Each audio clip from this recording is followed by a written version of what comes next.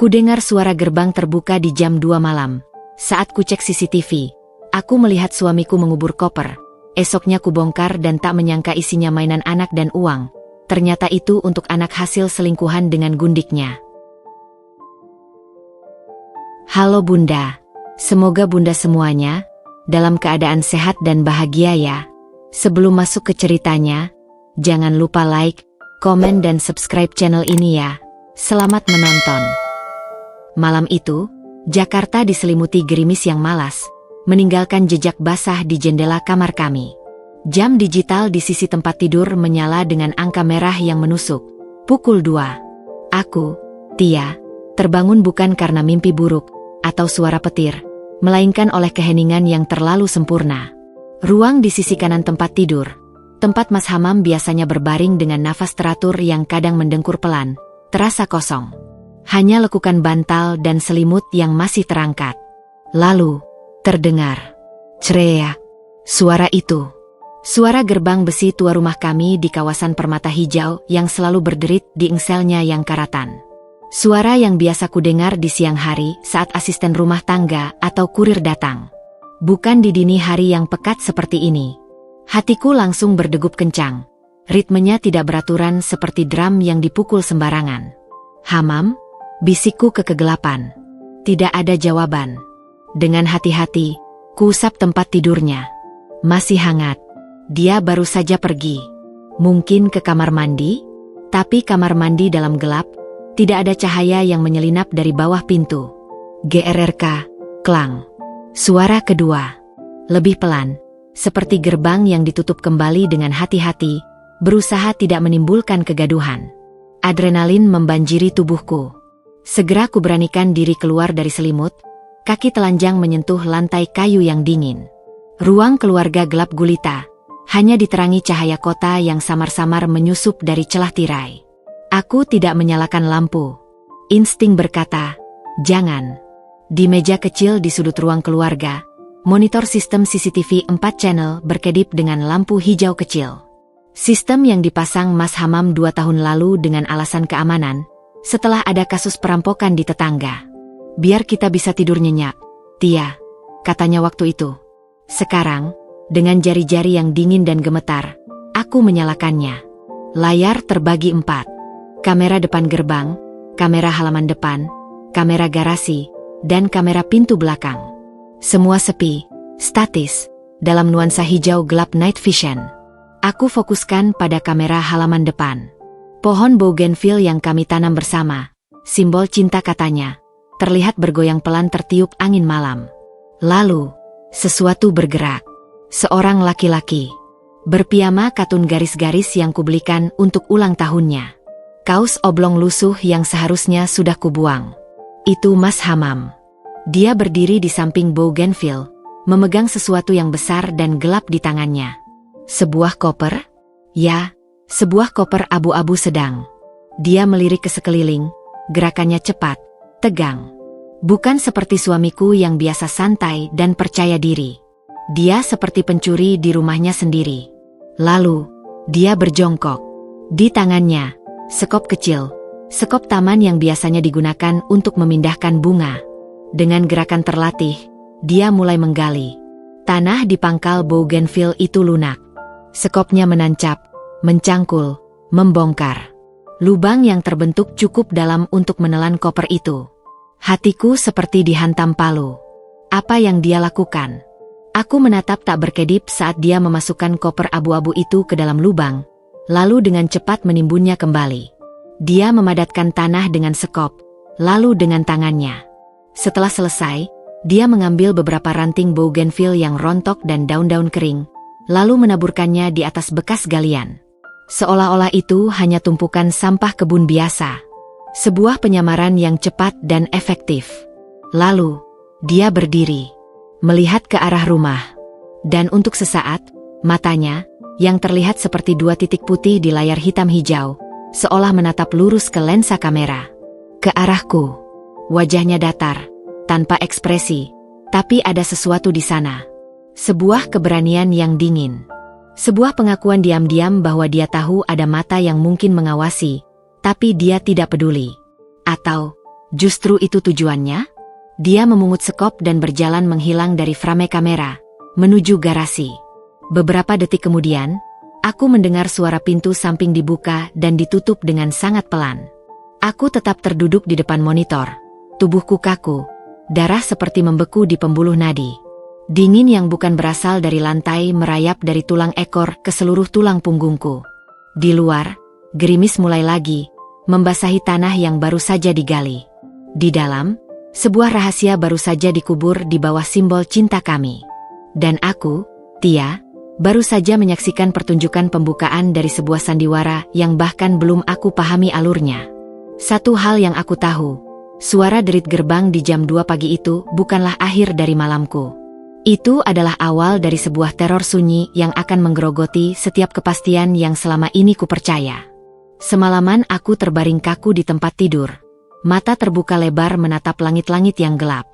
Setiap suara biasa, detak jam dinding, desis AC, gesekan ranting pohon di jendela, berubah menjadi sinyal bahaya yang membuat jantungku berdebar kencang. Di sebelahku, Mas Hamam tidur dengan nafas teratur dan dalam, seolah tak terjadi apa-apa. Keadaan itu membuatku semakin mual. Kemampuan berpura-puranya begitu sempurna, begitu mengerikan. Fajar akhirnya menyingsing, menyelusupi celah tirai dengan cahaya abu-abu yang suram. Aku mendengar dia bergerak, lalu perlahan membuka mata.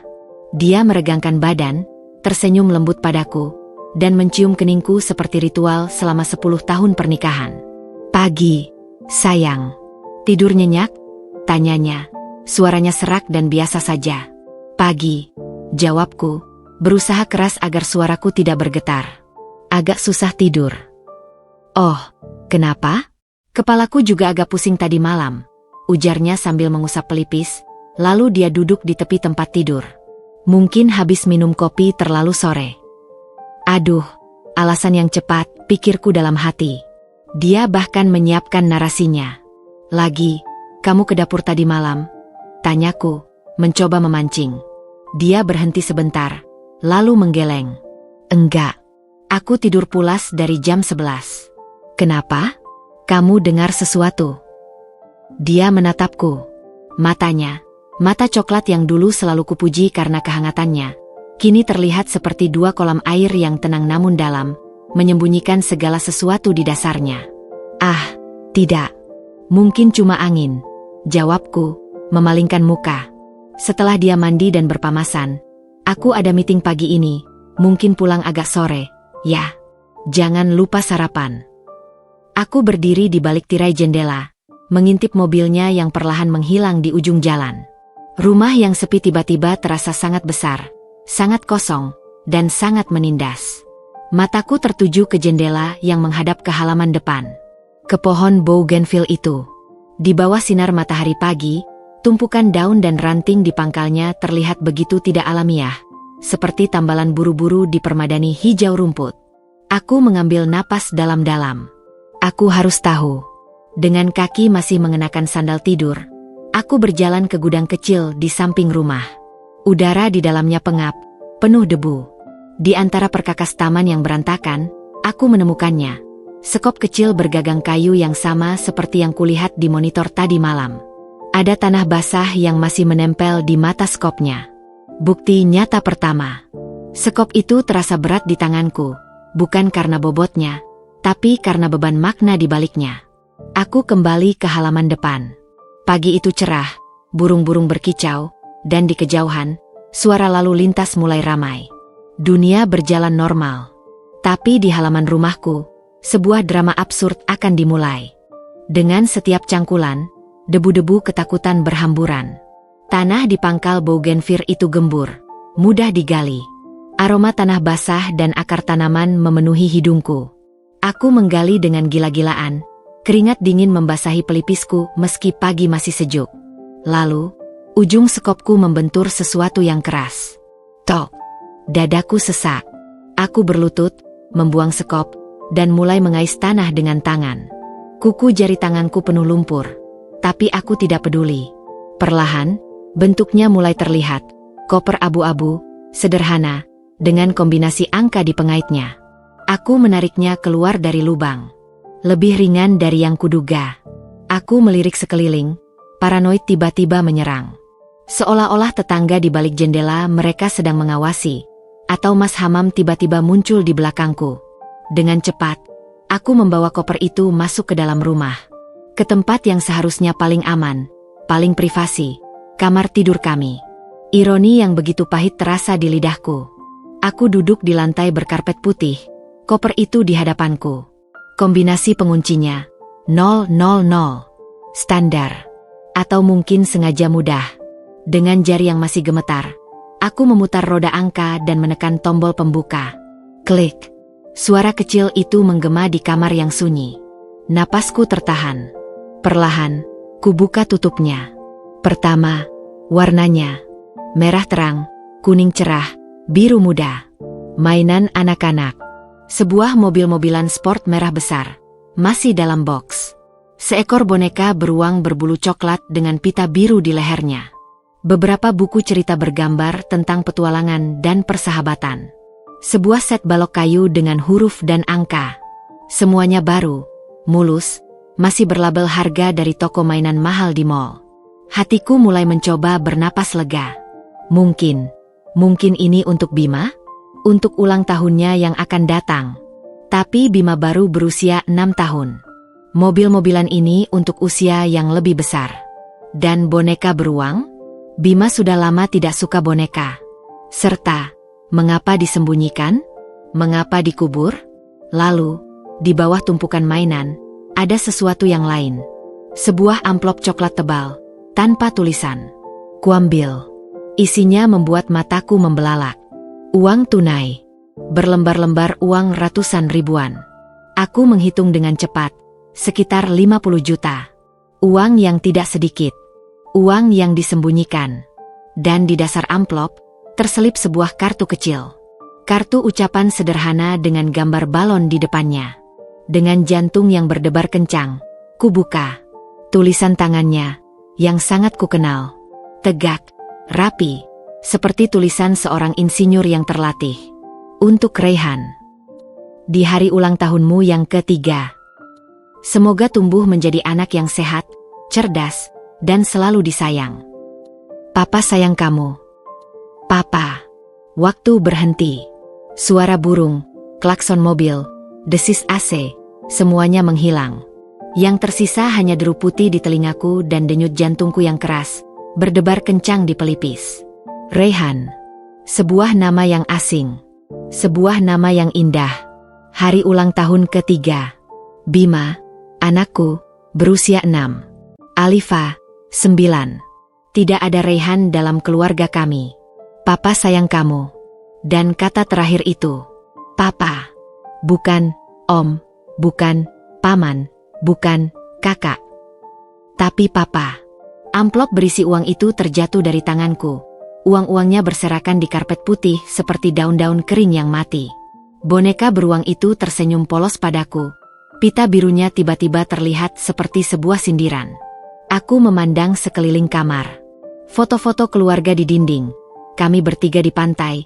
Kami di taman bermain. Kami di acara ulang tahun anak-anak. Senyuman kami lebar. Bahagia. Sebuah potret sempurna. Lalu mataku tertuju ke tempat tidur besar kami. Tempat dia tidur dengan tenang tadi malam setelah mengubur rahasianya. Tempat dia membaringkan tubuhnya yang mungkin masih membawa aroma tanah dan pengkhianatan. Dunia yang kukenal. Dunia dengan pernikahan yang bahagia, suami yang setia. Rencana untuk anak ketiga yang kami bicarakan dengan penuh harap, runtuh berantakan. Runtuh digantikan oleh realita yang jauh lebih kejam. Ada anak lain. Ada wanita lain. Ada kehidupan lain yang berjalan paralel dengan kehidupanku, dibiayai oleh uang yang mungkin juga adalah hasil keringatku. Aku mau punya adik lagi, Ma, kata Bima tadi pagi saat menyantap serealnya. Kita lihat, sayang. Doakan Mama dan Papa, jawabku sambil mengelus kepalanya. Air mata yang selama ini tertahan akhirnya meledak. Namun, tangisku tak bersuara.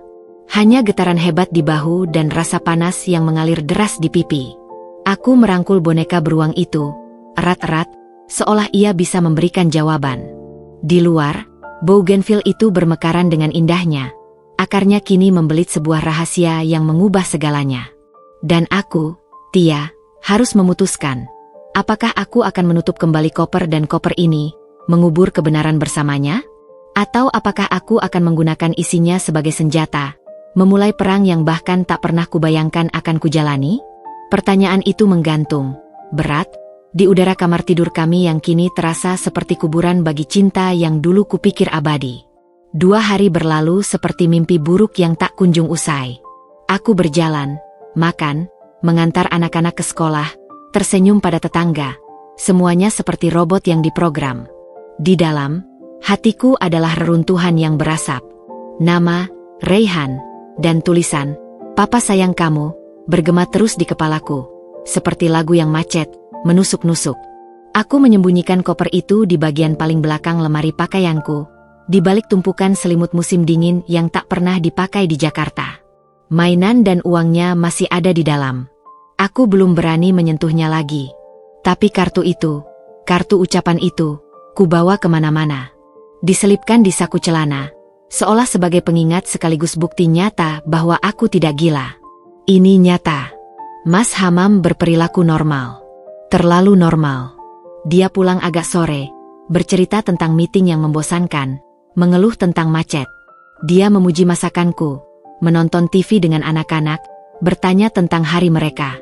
Tatapannya tidak pernah curiga, tidak pernah mengintip ke arah pohon bougainville, tidak pernah bertanya tentang sekop yang kukembalikan ke gudang dengan tanah yang masih menempel.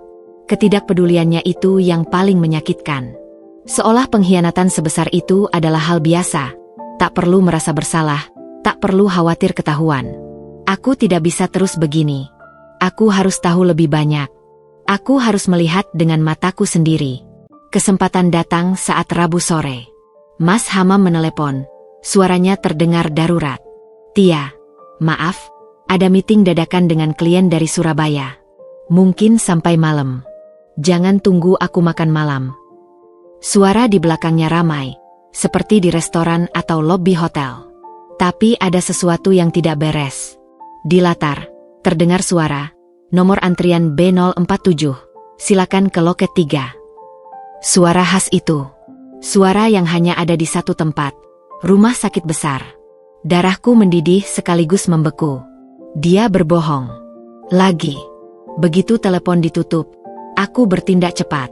Aku meminta bantuan Ijah, asisten rumah tangga yang sudah seperti keluarga, untuk menjaga anak-anak. Aku harus ke supplier mendadak. "Bu, ada masalah dengan kain pesanan." Dengan motor metik butut yang jarang kupakai, aku menyusuri jalanan Jakarta yang mulai padat.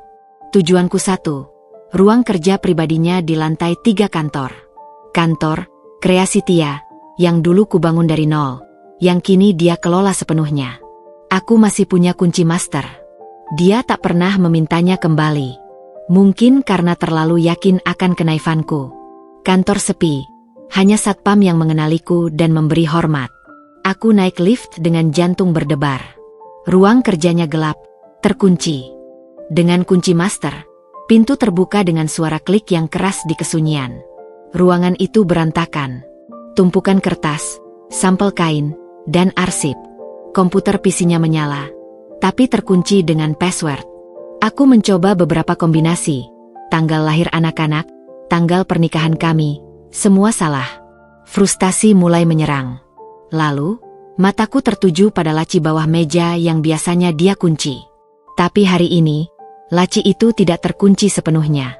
Ada selembar kertas tersangkut di sela-sela, menghalanginya tertutup rapat. Dengan napas tertahan, kubuka laci itu.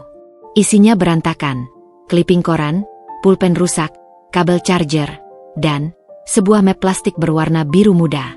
Di labelnya, tertulis tulisan tangannya, "Sewa, MH." Tangan gemetar, kubuka map itu. Isinya, sebuah kontrak sewa rumah. Bertempat di sebuah kawasan elit di Menteng. Berlaku selama 3 tahun. Atas nama, Haji Hamam. Harga sewanya membuat mataku terbelalak. Setara dengan 10 kali sewa rumah kami sekarang. Tapi yang paling menghujam adalah kolom keterangan tambahan yang ditulis tangan dengan tinta merah. Untuk tempat tinggal istri dan anak. Istri dan anak. Kata-kata itu seperti pisau belati yang diputar di luka yang sudah terbuka. Alamatnya jelas tercantum. Sebuah nama klaster, Taman Dahlia Estate. Nomor rumah, 17. Aku memfotokopi kontrak itu dengan printer di ruangannya, lalu mengembalikan semuanya persis seperti semula. Aku keluar dari kantor, tubuhku ringan seperti hantu. Malam itu, aku tidak bisa diam. Setelah memastikan anak-anak dan Ijah tertidur, aku mengambil tas kecil, menyimpan kopian kontrak, ponsel, dan uang secukupnya. Aku menyewa mobil online dengan sopir, pilihan yang lebih tidak mencolok daripada taksi. Ke Menteng, Bang. Taman Dahlia Estate, kataku pada sopir yang berusia sekitar 50 tahun, wajahnya ramah. Wah, perumahan mewah itu, Bu, ujarnya sambil mengemudi. Silakan. Perjalanan terasa seperti mimpi buruk yang dijalankan dalam kecepatan lambat. Setiap lampu merah, setiap kemacetan, membuatku semakin gelisah. Apa yang akan kulihat? Apakah aku siap? Akhirnya, kami sampai di gerbang klaster yang megah. Keamanan ketat. Sopir berhenti. Mau masuk, Bu? Tidak, Bang. Tunggu di sini saja. Saya hanya menengok. Aku turun dari mobil.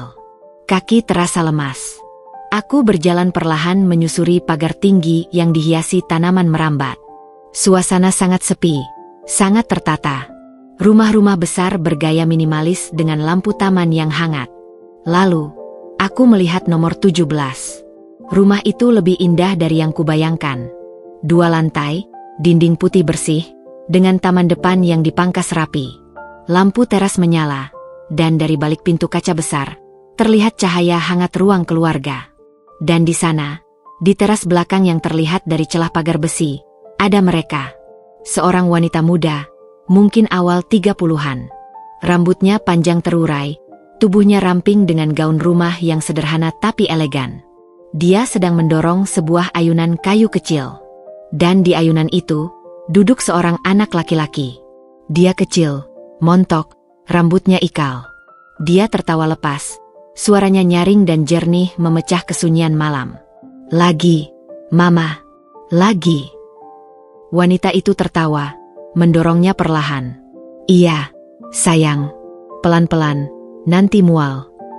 Tapi yang membuat nafasku tercekat, yang membuat dunia benar-benar runtuh kali ini, adalah wajah anak itu. Dia adalah miniatur yang hidup dari Mas Hamam. Dari bentuk mata yang sipit seperti kacang almond, hidung yang mancung, hingga senyum lebar yang memperlihatkan gigi seri yang sedikit renggang. Persis seperti Bima kecil dulu.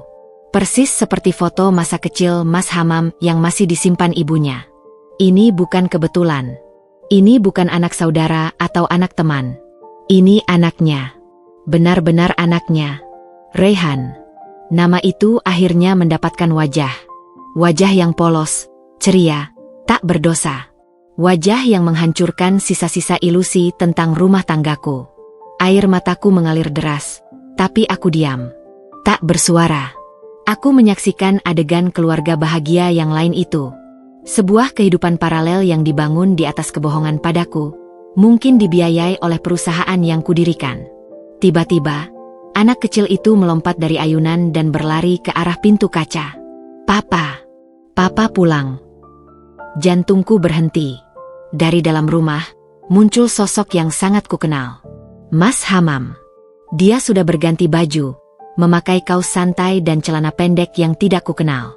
Wajahnya, yang tadi pagi kulihat tegang membahas pekerjaan, sekarang berseri-seri, penuh kehangatan yang jarang kulihat belakangan ini.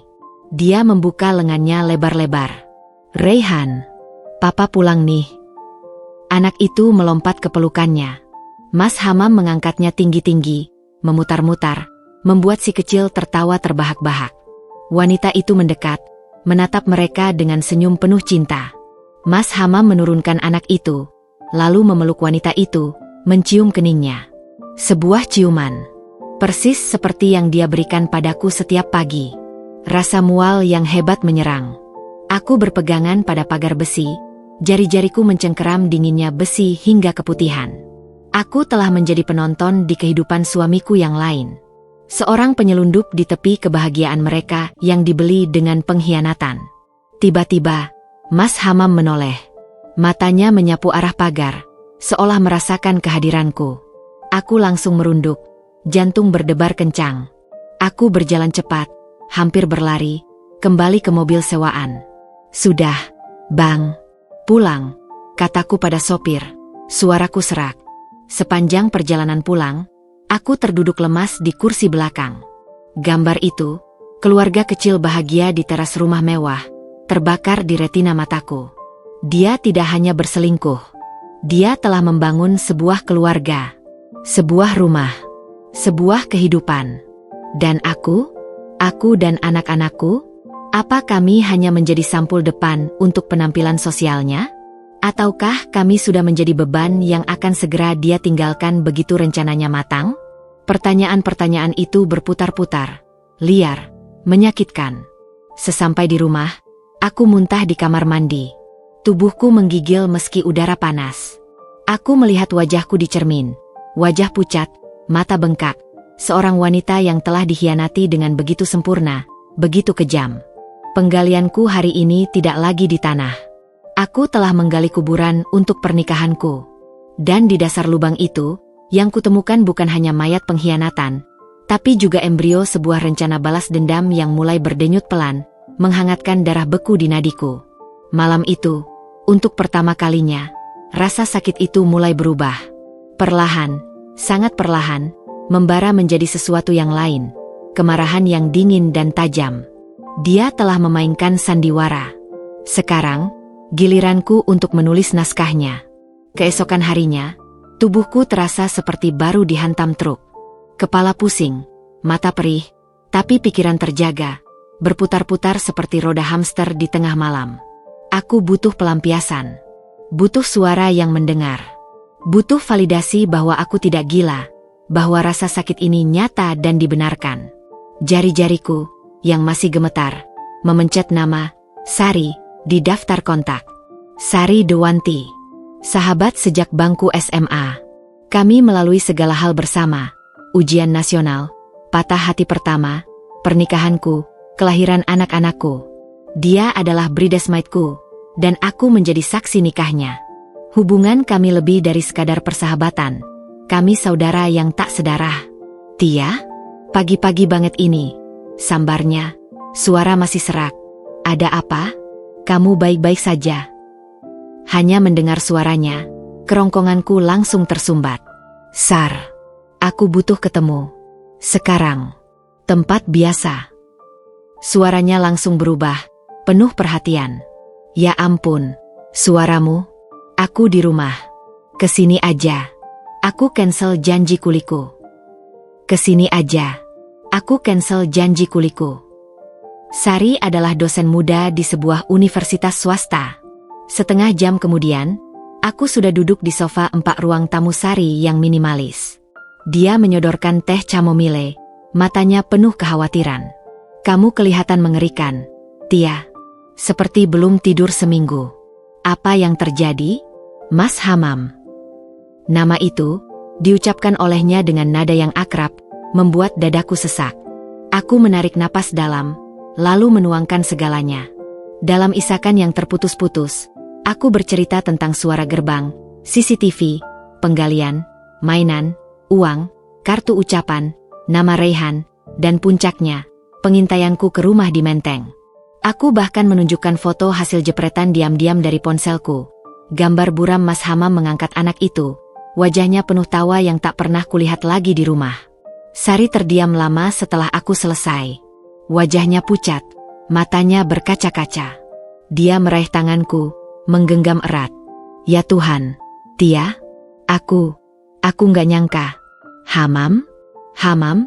Suaranya berbisik, penuh ketidakpercayaan. Dia selalu terlihat sempurna, suami ideal, ayah yang baik. Itu yang kupikirkan juga, bisikku, air mata mengalir lagi. Aku merasa sangat bodoh. Sar, selama ini, berapa lama? 3 tahun? Lebih? Aku hidup dalam kebohongan. Sari memelukku erat. Kamu bukan bodoh. Kamu percaya karena kamu mencintainya. Dia yang licik. Dia yang bajingan. Nadanya penuh amarah yang tulus. Apa yang mau kamu lakukan sekarang? Aku menggeleng, bingung. Aku tidak tahu. Aku masih limbung. Anak-anak, bagaimana dengan Alifa dan Bima? Bagaimana aku menjelaskan bahwa ayah mereka punya keluarga lain? Kami berbicara berjam-jam. Sari memberiku nasihat yang emosional namun praktis. Dia mendesakku untuk mengumpulkan bukti lebih banyak sebelum konfrontasi. Dia menawarkan bantuan suaminya yang pengacara untuk konsultasi hukum. Dia bahkan menawarkan tempat tinggal sementara untukku dan anak-anak jika diperlukan. Aku di sini untukmu, Tia. Sepenuhnya. Kamu tidak sendirian, katanya, matanya penuh tekad. Rasa lega yang mendalam, meski sementara, menyelimutiku. Memiliki seorang sekutu, seseorang yang mempercayaimu, rasanya seperti mendapat oksigen di ruang hampa. Selama 3 hari berikutnya, Sari menjadi sandaranku. Dia menelepon setiap sore untuk menanyakan kabarku. Dia mengajakku makan siang untuk memastikan aku makan. Dia bahkan membawakan buku-buku tentang kekuatan perempuan dan mengatasi pengkhianatan. Sikapnya sangat peduli, sangat ada. Namun, perlahan-lahan, mulai muncul keanehan-keanehan kecil.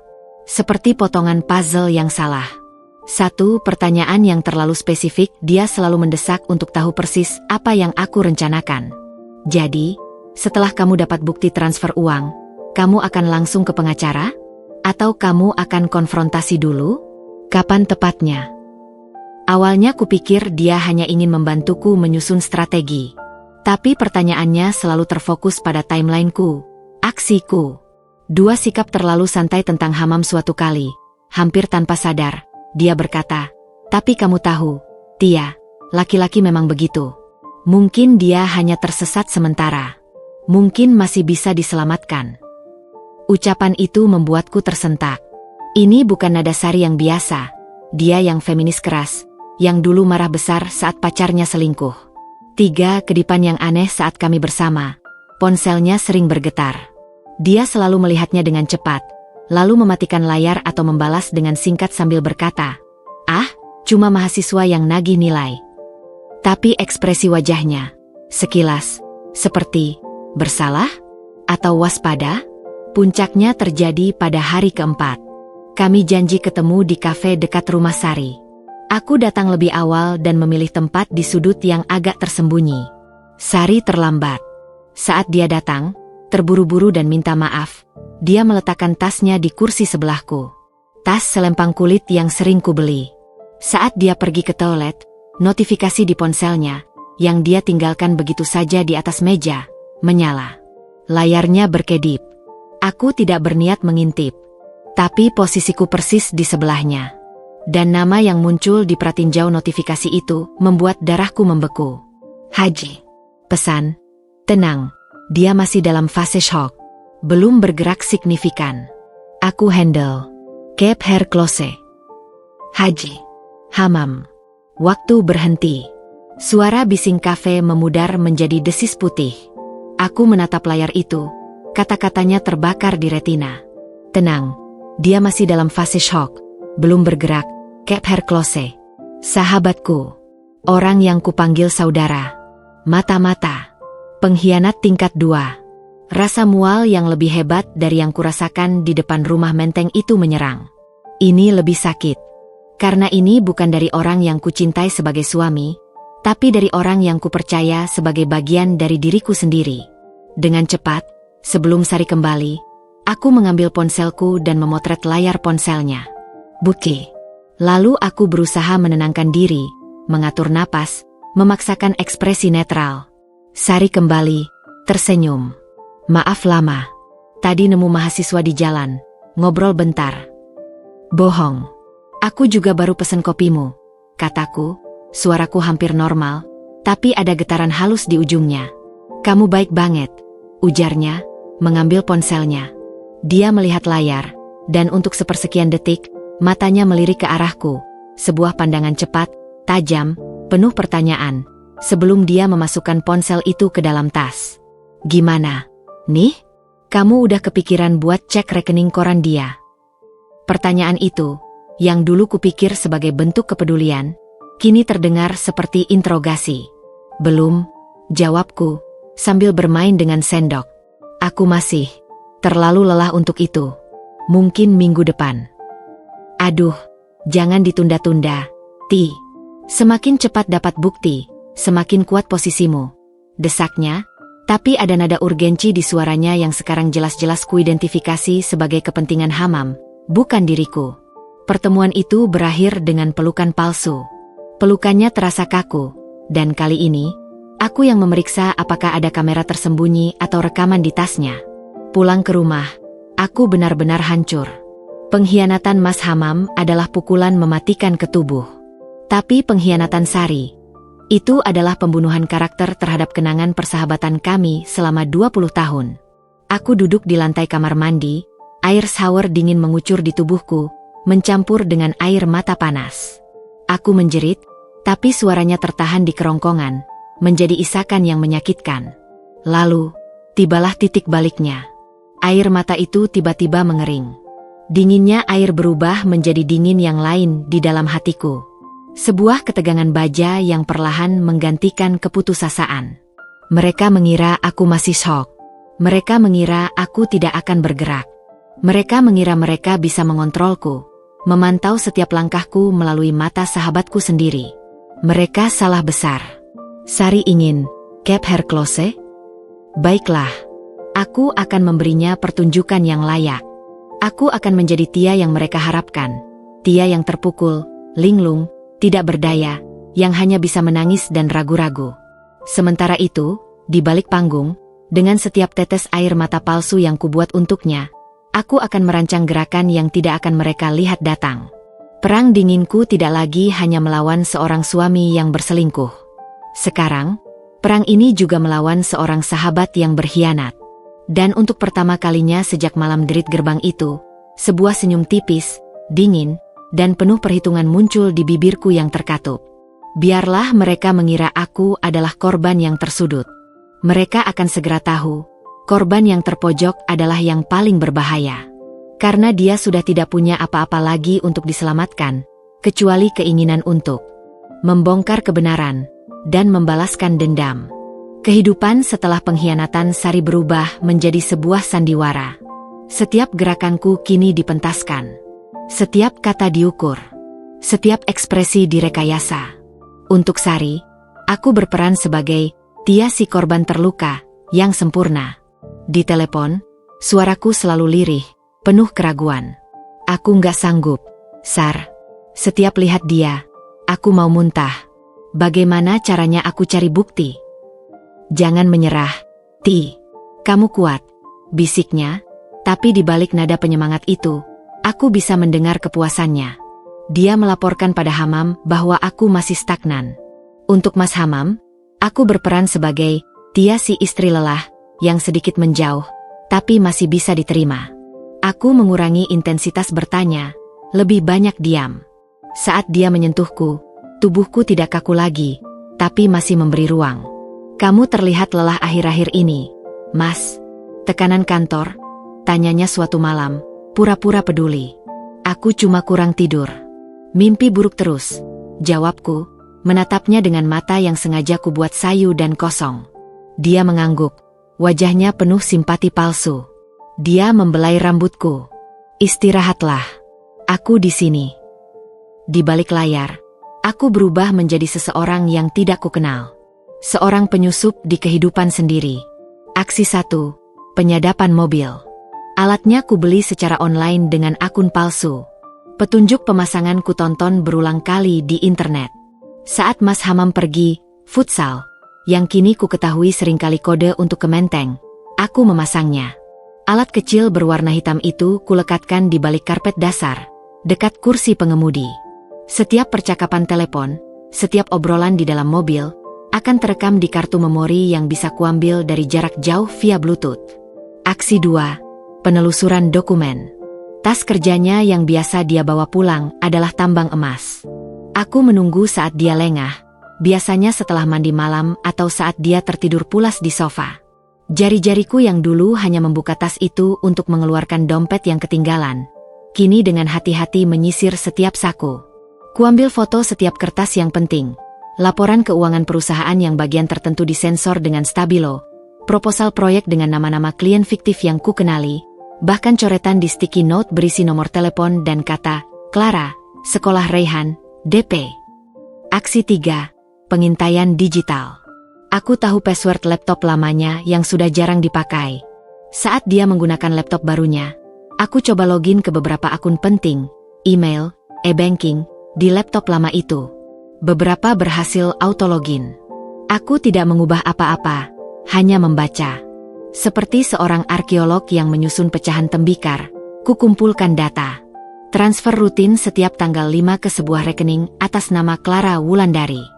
Jumlahnya cukup untuk hidup mewah. Email reservasi keluarga ke Disneyland Hong Kong untuk 3 orang. Hamam, Clara, Raihan, bulan depan. Percakapan dengan seorang notaris tentang revisi wasiat, dengan prioritas pada ahli waris di bawah umur dari garis darah langsung. Setiap penemuan adalah pisau baru. Tapi aku tidak lagi menangis. Aku mendokumentasikannya. Mengorganisirnya dalam folder tersembunyi di awan dengan password yang hanya aku tahu. Suatu sore, dari penyadap di mobil, aku mendapatkan rekaman yang paling menggigit. Suara Mas Hamam sedang menelepon seseorang, bukan Clara. Suara Hamam. Jadi pastikan proyek fiktif itu dokumentasinya rapi. Laporan kemajuan, faktur, semuanya. Kalau ada yang audit, harus terlihat nyata. Suara laki-laki, tidak dikenal. Oke, Ham. Tapi ini jumlahnya gede. Kalau perusahaan kreasi Tia nanti kolaps, gimana? Suara Hamam, dengan suara dingin, itu urusanku. Perusahaan itu sudah hampir habis sumsumnya. Tinggal kulitnya. Nanti aku setting bangkrut. Istriku nggak ngerti apa-apa tentang keuangan. Dia cuma tahu desain. Istriku. Dia cuma tahu desain, kalimat itu melayang di udara, penuh penghinaan. Selama ini, di matanya, aku hanya perempuan yang bisa menggambar baju. Otakku, usahaku, keringatku yang membangun kreasi Tia dari sebuah kamar kos jadi butik ternama, dianggap nothing. Suara laki-laki, dan ibu-ibu di menteng itu, dia juga ikut. Suara Hamam, berdehem, Clara akan aku bawa. Tapi harus hati-hati. Dia mulai banyak tanya juga soal status. Aku janji nikah setelah semuanya beres. Janji nikah. Untuk Clara. Sementara aku, yang sudah dinikahinya secara sah, akan ditinggalkan dengan perusahaan, bangkrut, dan anak-anak. Rasa marah itu begitu pekat, begitu hitam. Tapi anehnya, justru membuatku semakin tenang, semakin fokus. Aku seperti masuk ke sebuah terowongan, dan di ujungnya hanya ada satu cahaya, menghancurkan rencananya sebelum dia menghancurkan kami. Permainan kucing-kucingan ini punya aturan baru. Aku bukan lagi tikus yang dikejar. Aku adalah kucing lain yang menyamar, mengendap-endap di atap, mengamati setiap gerakan tikus yang mengira dirinya aman. Dan di tengah semua ini, ada satu hal yang paling sulit kumainkan, menghadapi anak-anakku. Alifa yang mulai sensitif bertanya, "Mama, kenapa akhir-akhir ini Papa jarang makan malam sama kita?" Bima yang merengek, "Papa janji main robot, tapi nggak pernah ingat." Untuk mereka, aku harus memainkan peran paling berat, mama yang baik dan kuat. Aku peluk mereka erat, kuhibur mereka, kubuat alasan tentang, Papa sibuk cari uang untuk liburan kita nanti. Setiap kata bohong untuk mereka terasa seperti bara di lidah. Tapi mereka harus terlindungi, setidaknya sampai waktunya tiba. Malam itu, setelah memastikan Hamam tertidur, aku membuka folder rahasia di komputernya. Ada satu file yang dinamai Exit Plan Final. Jantungku berdegup kencang. Ini dia, peta lengkap pengkhianatannya. Dengan hati-hati, aku mengirimkannya ke emailku sendiri, lalu menghapus log pengiriman. File itu berisi timeline. 1. Penarikan dana besar-besaran dalam 2 bulan. 2. Pengajuan pilot untuk kreasi Tia. 3. Penerbitan tiket satu arah untuk 3 orang ke Singapura. Dia, Clara, Raihan, dalam 10 minggu. 4. Catatan. Pastikan Tia tidak mencurigai. Gunakan Sari untuk memantau. Gunakan Sari. Dua kata itu menyakitkan, tapi sudah tidak lagi mengejutkan. Aku mematikan komputer, duduk dalam gelap. Cahaya dari jendela memantulkan bayanganku yang kurus di kaca. Wanita dalam bayangan itu sudah berbeda. Bukan lagi Tia yang polos, yang percaya, yang hanya tahu desain. Dia adalah Tia yang tahu segalanya. Tia yang memiliki semua kartu di tangannya, sementara suami dan sahabatnya mengira mereka yang memegang dek. Permainan kucing-kucingan ini akan segera berakhir. Dan saat tirai terbuka untuk adegan terakhir, mereka akan terkejut melihat siapa sebenarnya yang telah memegang kendali sejak awal. Senyum tipis dan dingin itu kembali menguar di bibirku. Waktunya hampir tiba. 5 hari setelah menemukan exit plan, perutku terus-menerus mual. Bukan karena hamil, tapi karena kebencian yang mengkristal seperti batu di lambung. Sementara Mas Hamam menjalankan rencananya dengan tenang, aku merasa seperti bom waktu yang detaknya semakin kencang. Aku butuh konfrontasi kecil. Uji coba. Untuk melihat bagaimana dia bereaksi, sekaligus untuk menguatkan peranku sebagai istri yang mulai curiga tapi masih bisa dikendalikan. Aku memilih isu uang perusahaan. Yang paling konkret dan paling mudah untukku pahami sebagai desainer yang awam keuangan. Malam itu, setelah anak-anak tidur, aku menyiapkan teh hangat. Suasana terlihat tenang. Dia sedang duduk di sofa, membuka laptop, pura-pura mengerjakan laporan. "Mas," ucapku, duduk di sebelahnya dengan ekspresi khawatir yang sudah aku latih di depan cermin. Dia menjawab, tidak mengangkat pandangannya dari layar. "Aku kemarin buka rekening perusahaan yang aku pegang, yang untuk operasional produksi. Saldonya kok sedikit sekali, padahal pesanan koleksi baru lumayan banyak." Dia mengetik perlahan, lalu menutup laptopnya. Dia menoleh padaku, wajahnya memancarkan kelelahan yang tulus. Atau begitu pura-puranya. "Ah, iya. Itu yang mau aku bicarakan. Tapi lihat kamu lagi stres, jadi aku tunda." "Bicara apa?" tanyaku, mempertahankan nada polos. Dia menghela napas panjang, mengusap wajahnya. "Ekonomi lagi sulit, Tia. Banyak klien yang telat bayar. Tagihan supplier numpuk. Aku lagi cari cara untuk nutup lubang ini. Tapi kita kan ada proyek besar dengan hotel chain itu? Bukannya DP-nya sudah masuk?" Aku sengaja menyebut proyek yang ku ketahui fiktif dari dokumen yang kucuri. Dia berkedip. "Cepat. Hanya sepersekian detik. Tapi itu adalah celah. Kejutan." Dia tidak menyangka aku tahu. "Oh, proyek itu." Dia menghela napas lagi, mencari kata-kata. "Itu molor, sayang. Mereka tunda-tunda. Masih nego ulang harga. Jadi DP-nya belum cair." "Bohong, aku sudah lihat laporan bank. DP itu sudah cair 3 bulan lalu, dan langsung dialihkan ke rekening lain. Kalau gitu, gimana dengan gaji karyawan bulan depan? Dan sekolah anak-anak?" Suaraku sengaja dibuat gemetar, menampilkan kepanikan. Dia meraih tanganku, menggenggamnya. Tangannya hangat, tapi sentuhannya membuat kulitku merinding. "Jangan khawatir. Aku yang urus. Percayalah sama aku." Matanya menatapku dalam-dalam, penuh dengan kepastian palsu yang dulu selalu berhasil menenangkanku. "Kita sudah melalui banyak hal, Tia. Masa sulit juga. Kita bisa lewati ini lagi. Asal kita kompak." Kata-kata itu, "Percayalah sama aku. Kita kompak." Kedua kalimat yang dulu adalah mantra penguat hubungan kami, kini seperti ludah di wajahku. Aku menarik napas, berpura-pura termakan. Iya, Mas. Aku cuma khawatir aja. Aku nggak bisa bayangin kalau kreasi Tia sampai." Aku sengaja memotong, mengusap sudut mata yang kering. "Jangan berpikiran negatif," potongnya, memeluk bahuku. "Aku janji, semuanya akan baik-baik saja.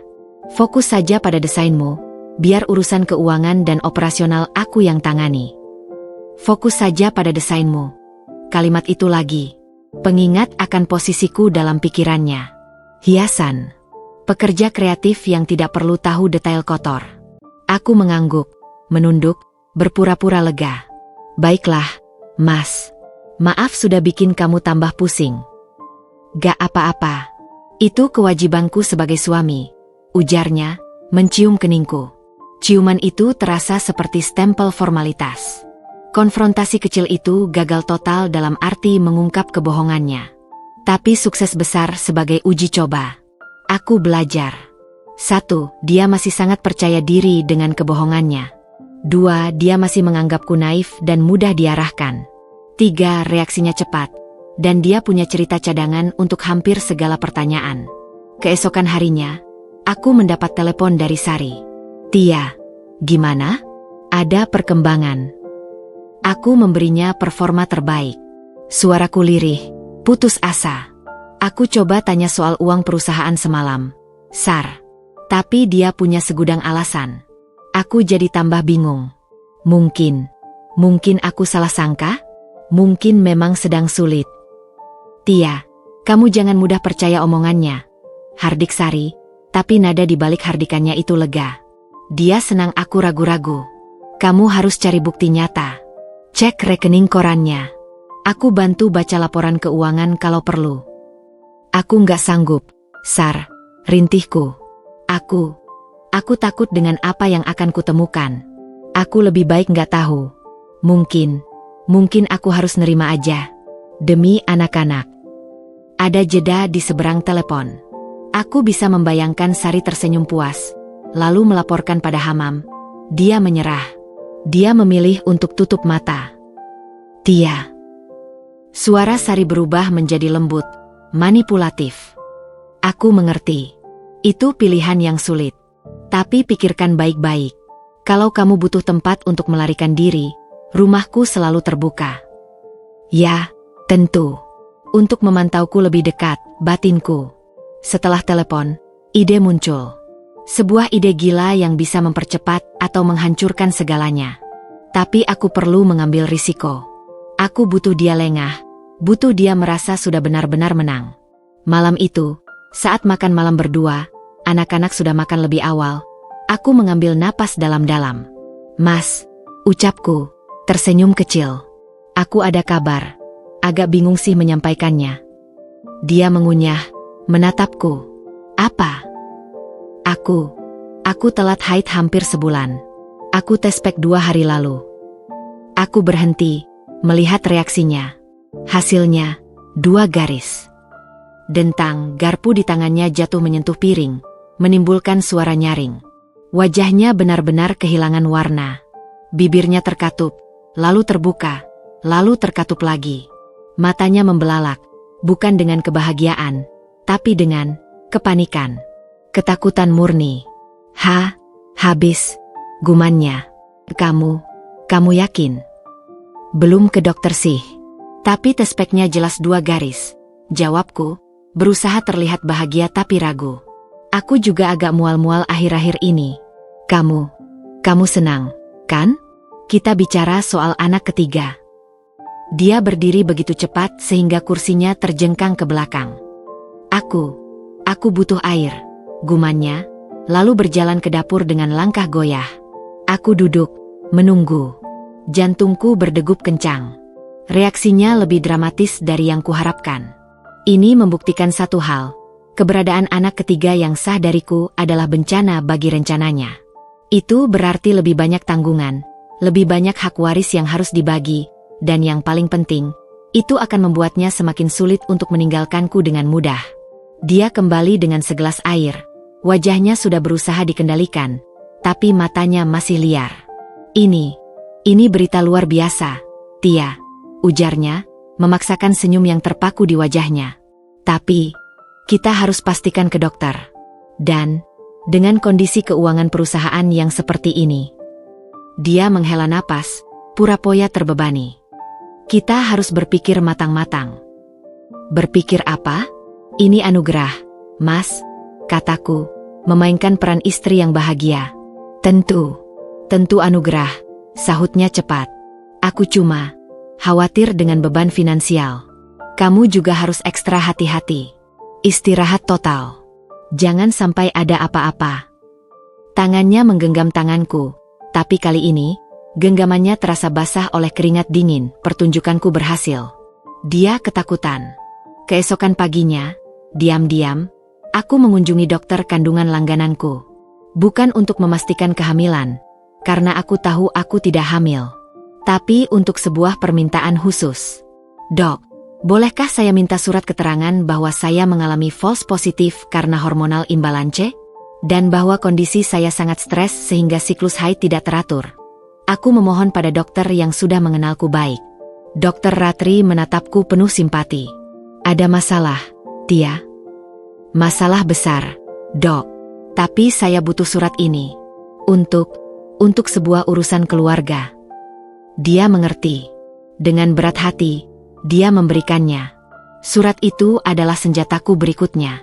Saat Mas Hamam mulai bersikap terlalu protektif dan mulai menggali-gali informasi tentang kehamilanku, mungkin berharap itu keguguran, aku akan memperlihatkan surat ini. Itu akan memberiku alasan untuk depresi dan menjauh, sekaligus membuatnya lega dan lengah. Permainan kucing-kucingan memasuki babak baru. Aku sudah membuat si kucing besar itu terjaga, waspada, tapi dengan arah yang salah. Dia mengira ancamannya adalah kehamilanku. Dia tidak tahu bahwa ancaman sebenarnya adalah pengetahuan yang telah kukumpulkan, dan niat balas dendam yang semakin matang di dalam diriku, menunggu saat yang tepat untuk menerkam. Setelah kabar kehamilan palsu itu, udara di rumah berubah menjadi tegang. Mas Hamam menjadi terlalu perhatian. Namun perhatiannya terasa seperti pengawasan. Dia lebih sering menelepon di siang hari. Cuma mau nanya, "Kamu baik-baik aja? Mual? Jangan banyak bergerak." Aku membalas dengan suara lemah, berpura-pura berjuang dengan morning sickness yang kudramatisir. Ketenangan ini terlalu semu. Aku tahu dia sedang memutar otak, memikirkan bagaimana kehamilan ini akan mengacaukan exit plan-nya. Aku menunggu langkah berikutnya. Dan dia tidak mengecewakan. 7 malam setelah konfrontasi kehamilan, derit gerbang itu kembali membelah keheningan jam 2 pagi. Kali ini, aku sudah siap.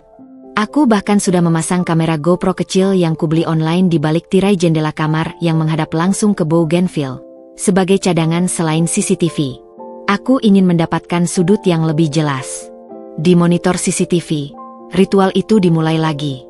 Mas Hamam, dengan piyama yang sama, kali ini membawa 2 benda, sekop dan sebuah koper yang lebih besar, berwarna hitam. Ekspresinya lebih tegas, lebih cepat. Dia tidak lagi melirik ke sekeliling dengan paranoid. Rasanya seperti dia sudah merasa aman, bahwa rumah ini adalah wilayahnya, dan aku, sang istri, sedang terlelap dalam delusi kehamilan. Dia menggali di tempat yang sama, tapi lebih dalam. Koper hitam itu dimasukkan, lalu ditimbun dengan cepat. Prosedur yang sama, ratakan tanah, taburi ranting dan daun Bougainville. Tapi sebelum pergi, dia melakukan sesuatu yang baru. Dia berdiri di atas timbunan itu, menginjak-injaknya beberapa kali dengan kaki, seolah memastikan tidak ada yang akan terlihat mencurigakan. Lalu, dia menoleh ke arah kamar tidur. Ke arahku. Dan untuk sesaat, di bawah cahaya lampu taman yang redup, kulihat senyuman tipis di wajahnya. Bukan senyuman bahagia, tapi senyuman puas. Senyuman seseorang yang merasa telah mengamankan sesuatu yang penting. Aku menunggu hingga suara mobilnya menghilang keesokan paginya. Dengan detak jantung yang kali ini bukan karena ketakutan, tapi karena antisipasi, aku berjalan ke gudang. Sekop masih di tempatnya, dengan tanah segar yang menempel. Penggalian kali ini lebih mudah. Tanah masih gembur. Koper hitam itu lebih berat dari yang abu-abu. Aku menariknya dengan susah payah, debu tanah mengepul.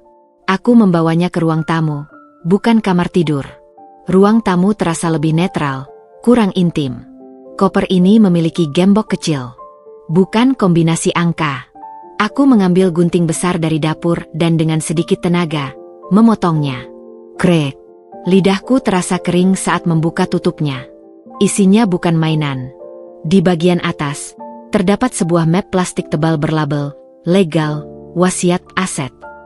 Di bawahnya, ada beberapa bundel dokumen lain, dan sebuah kotak perhiasan kayu yang tidak kukenal. Tangan gemetar, kubuka map plastik itu. Dokumen pertama, Surat wasiat. Ditandatangani oleh Haji Hamam di hadapan notaris yang sama yang dulu mengurusi akta perusahaan kami. Tanggalnya baru, 3 minggu yang lalu. Mataku langsung mencari namaku. Tidak ditemukan di bagian utama. Kususun ulang. Di klausul ahli waris, tertulis. Pasal 3, ahli waris. 1. Rehan Hamam, anak kandung. Mewariskan 70% dari seluruh harta bergerak dan tidak bergerak, termasuk saham PT. Kreasi Tia, properti, dan deposito. Dengan pengelolaan diwakilkan oleh walinya yang sah, Clara Wulandari, hingga yang bersangkutan berusia 25 tahun. 2. Alifah Hamam, anak kandung. Mewariskan 15%. 3. Bima Hamam, anak kandung. Mewariskan 15%. Pasal 4. Harta bersama dan hibah. Semua harta yang diperoleh selama perkawinan dengan Tia Ramadhani dianggap sebagai harta pribadi pewaris. Tia Ramadhani hanya berhak atas hibah sebesar 500 juta rupiah sebagai bentuk perhatian, dengan klausul bahwa penerimaan hibah ini berarti pelepasan seluruh hak waris dan klaim lainnya. Aku membaca ulang. Perlahan. Kata-katanya berenang, tapi maknanya tajam seperti silet. Harta yang diperoleh selama perkawinan dianggap harta pribadi pewaris. TC. Kreasi Tia, yang kubangun dari nol sebelum menikah, tapi berkembang pesat selama pernikahan kami. Rumah ini, yang dibeli dengan keuntungan perusahaan. Mobil, investasi. Semua akan menjadi milik Rehan, dan melalui Rehan, Clara. Anak-anakku hanya mendapat remahnya. Dan aku disuruh bersyukur menerima hibah 500 juta setelah puluhan miliar yang telah kukontribusikan. Dan itu pun dengan syarat aku melepaskan segalanya. Air mata tidak keluar. Yang ada adalah tawa. Tawa getir, pendek, yang keluar dari tenggorokanku seperti batuk. Aku tertawa karena kekejamannya yang begitu sempurna, begitu teliti. Dia tidak hanya meninggalkanku. Dia ingin memastikan aku tidak bisa bangkit lagi. Kuberanikan diri membuka dokumen lain. Ada sertifikat tanah atas nama Rehan Hamam di daerah BSD. Ada polis asuransi jiwa dengan nilai tunai besar, dengan manfaat utama untuk Clara Wulandari. Ada draft perjanjian pemindahan saham PT. Kreasi Tia ke sebuah perusahaan holding di Singapura. Sebuah langkah yang akan membuatnya sulit dilacak. Lalu, ada kotak perhiasan. Kubuka. Isinya membuat napasku tercekat. Sebuah kalung berlian dengan liontin hati. Sebuah gelang emas bertatahkan zamrud. Dan sebuah cincin pertunangan dengan batu merah delima yang besar. Semuanya bukan seleraku. Aku lebih suka perhiasan sederhana. Ini jelas untuk selera Clara. Dan di bawah perhiasan, ada sebuah amplop merah muda. Tertulis, untuk calon istriku, Clara. Akan kuberikan saat kita merayakan kebebasan di Singapura nanti. Haji. Calon istriku. Kata-kata itu lebih menghancurkan daripada surat wasiat. Surat wasiat itu dokumen hukum yang dingin. Tapi catatan ini adalah pengakuan cinta, janji masa depan. Masa depan yang direncanakan sambil menguburku hidup-hidup di dalam rumah ini, dengan koper-koper rahasia berisi rencana kehancuranku. Aku mengambil semua dokumen itu dan memfotokopi setiap halaman dengan printer portable kecil yang kubeli. Aslinya kukembalikan dengan hati-hati ke dalam koper, persis seperti semula. Koper hitam itu lalu kubawa kembali ke lubang, kukubur lagi, kubuat permukaan tanah seperti semula. Aku bahkan meniru caranya menaburkan ranting bougainville. Sekarang, aku memiliki harta karun yang lebih berharga dari berlian di kotak itu. Bukti. Bukti yang tidak bisa dia bantah. Bukti niat jahatnya. Bukti rencana untuk menelantarkan anak-anak sahnya dan mengusirku dengan upah pesangon yang menghina. Malam itu, saat dia pulang, aku memandangnya berbeda. Bukan lagi sebagai suami yang berselingkuh, tapi sebagai musuh dalam hukum. Seorang penipu ulung yang sedang menjalankan aksi pencurian terbesar dalam hidupnya. Mencuri masa depan anak-anaknya sendiri. Dia bertanya, "Kamu kok terlihat pucat? Mual lagi?" Aku tersenyum lemah, memegangi perutku yang rata. "Iya, Mas. Capek aja. Istirahat sebentar pasti baikan." Dia mengangguk, lalu membuka laptopnya. Mungkin sedang memeriksa tiket ke Singapura, atau mentransfer uang lagi. Aku pergi ke kamar mandi, mengunci pintu. Di balik pintu, di depan cermin, aku melihat mata wanita yang sudah tidak punya lagi ilusi. Yang ada hanya tekad baja. Permainan berubah. Ini bukan lagi tentang menyelamatkan pernikahan. Ini tentang perang total. Tentang menyelamatkan apa yang tersisa. Hak anak-anakku, usahaku, dan harga diriku. Dia sudah melancarkan serangan lewat surat wasiat. Sekarang, giliranku untuk membalas. Dan balasanku tidak akan dikubur di dalam tanah. Balasanku akan kukirim langsung ke meja pengadilan, ke kantor polisi, dan ke wajahnya sendiri. Tapi pertama-tama, aku butuh sekutu yang nyata. Bukan Sari si pengkhianat. Aku butuh seseorang di luar lingkaran racun ini. Atau, mungkin, justru seseorang di dalam lingkaran itu, yang juga merasa dikhianati. Pikiranku melayang ke wanita anggun di teras rumah menteng. Clara. Dia adalah korban lain dari janji-janjinya. Dan berdasarkan catatan, calon istri, dia mungkin juga sedang menunggu kebebasan yang takkan pernah datang sesuai rencananya. Karena dalam exit plan-nya, aku menemukan satu hal, tiket pesawat hanya untuk 2 orang. Hamam dan Raihan. Bukan untuk Clara. Mungkin, justru di markas musuh, aku akan menemukan sekutu yang paling kuat. Esok hari, aku akan mencari cara untuk menghubungi Clara. Tanpa sepengetahuan Hamam. Dan tanpa sepengetahuan Sari. Perang telah dideklarasikan. Dan aku, Tia, baru saja menemukan senjata pamungkas di kebun rumahku sendiri. Mendekati Clara adalah risiko tertinggi. Bagaimana jika dia loyal pada Hamam dan langsung melaporkanku? Tapi naluriku berkata lain. Wanita yang kuintai dari kejauhan itu, dengan tawa ringan saat mendorong ayunan anaknya, tidak terlihat seperti manipulator jahat. Dia terlihat seperti seorang ibu yang mencintai anaknya, terjebak dalam janji indah seorang pria beristri. Aku butuh pembuka yang tak terduga. Bukan telepon yang bisa ditolak. Bukan pesan yang bisa diabaikan. Aku memutuskan untuk menggunakan cara lama. Surat. Bukan email. Bukan DM. Tapi surat tulisan tangan yang dikirim via kurir khusus ke rumahnya di Menteng, dengan tanda terima. Surat itu harus sampai saat Hamam sedang bekerja, dan Clara sedang sendirian. Kusiapkan kertas berkualitas, tulis dengan pena terbaikku. Tidak emosional. Jelas, faktual, dan menusuk tepat sasaran. Kepada Ibu Clara Wulandari. Perkenalkan, saya Tia Ramadhani, istri sah dari Haji Hamam. Saya tahu segalanya. Tentang Raihan. Tentang hubungan Anda dengan suami saya. Tentang rumah di Menteng. Saya juga tahu sesuatu yang mungkin belum Anda ketahui. 1. Surat wasiat terbaru suami saya, yang mewariskan 70% hartanya, termasuk perusahaan saya, Kreasi Tia, hanya untuk Raihan, dengan Anda sebagai wali.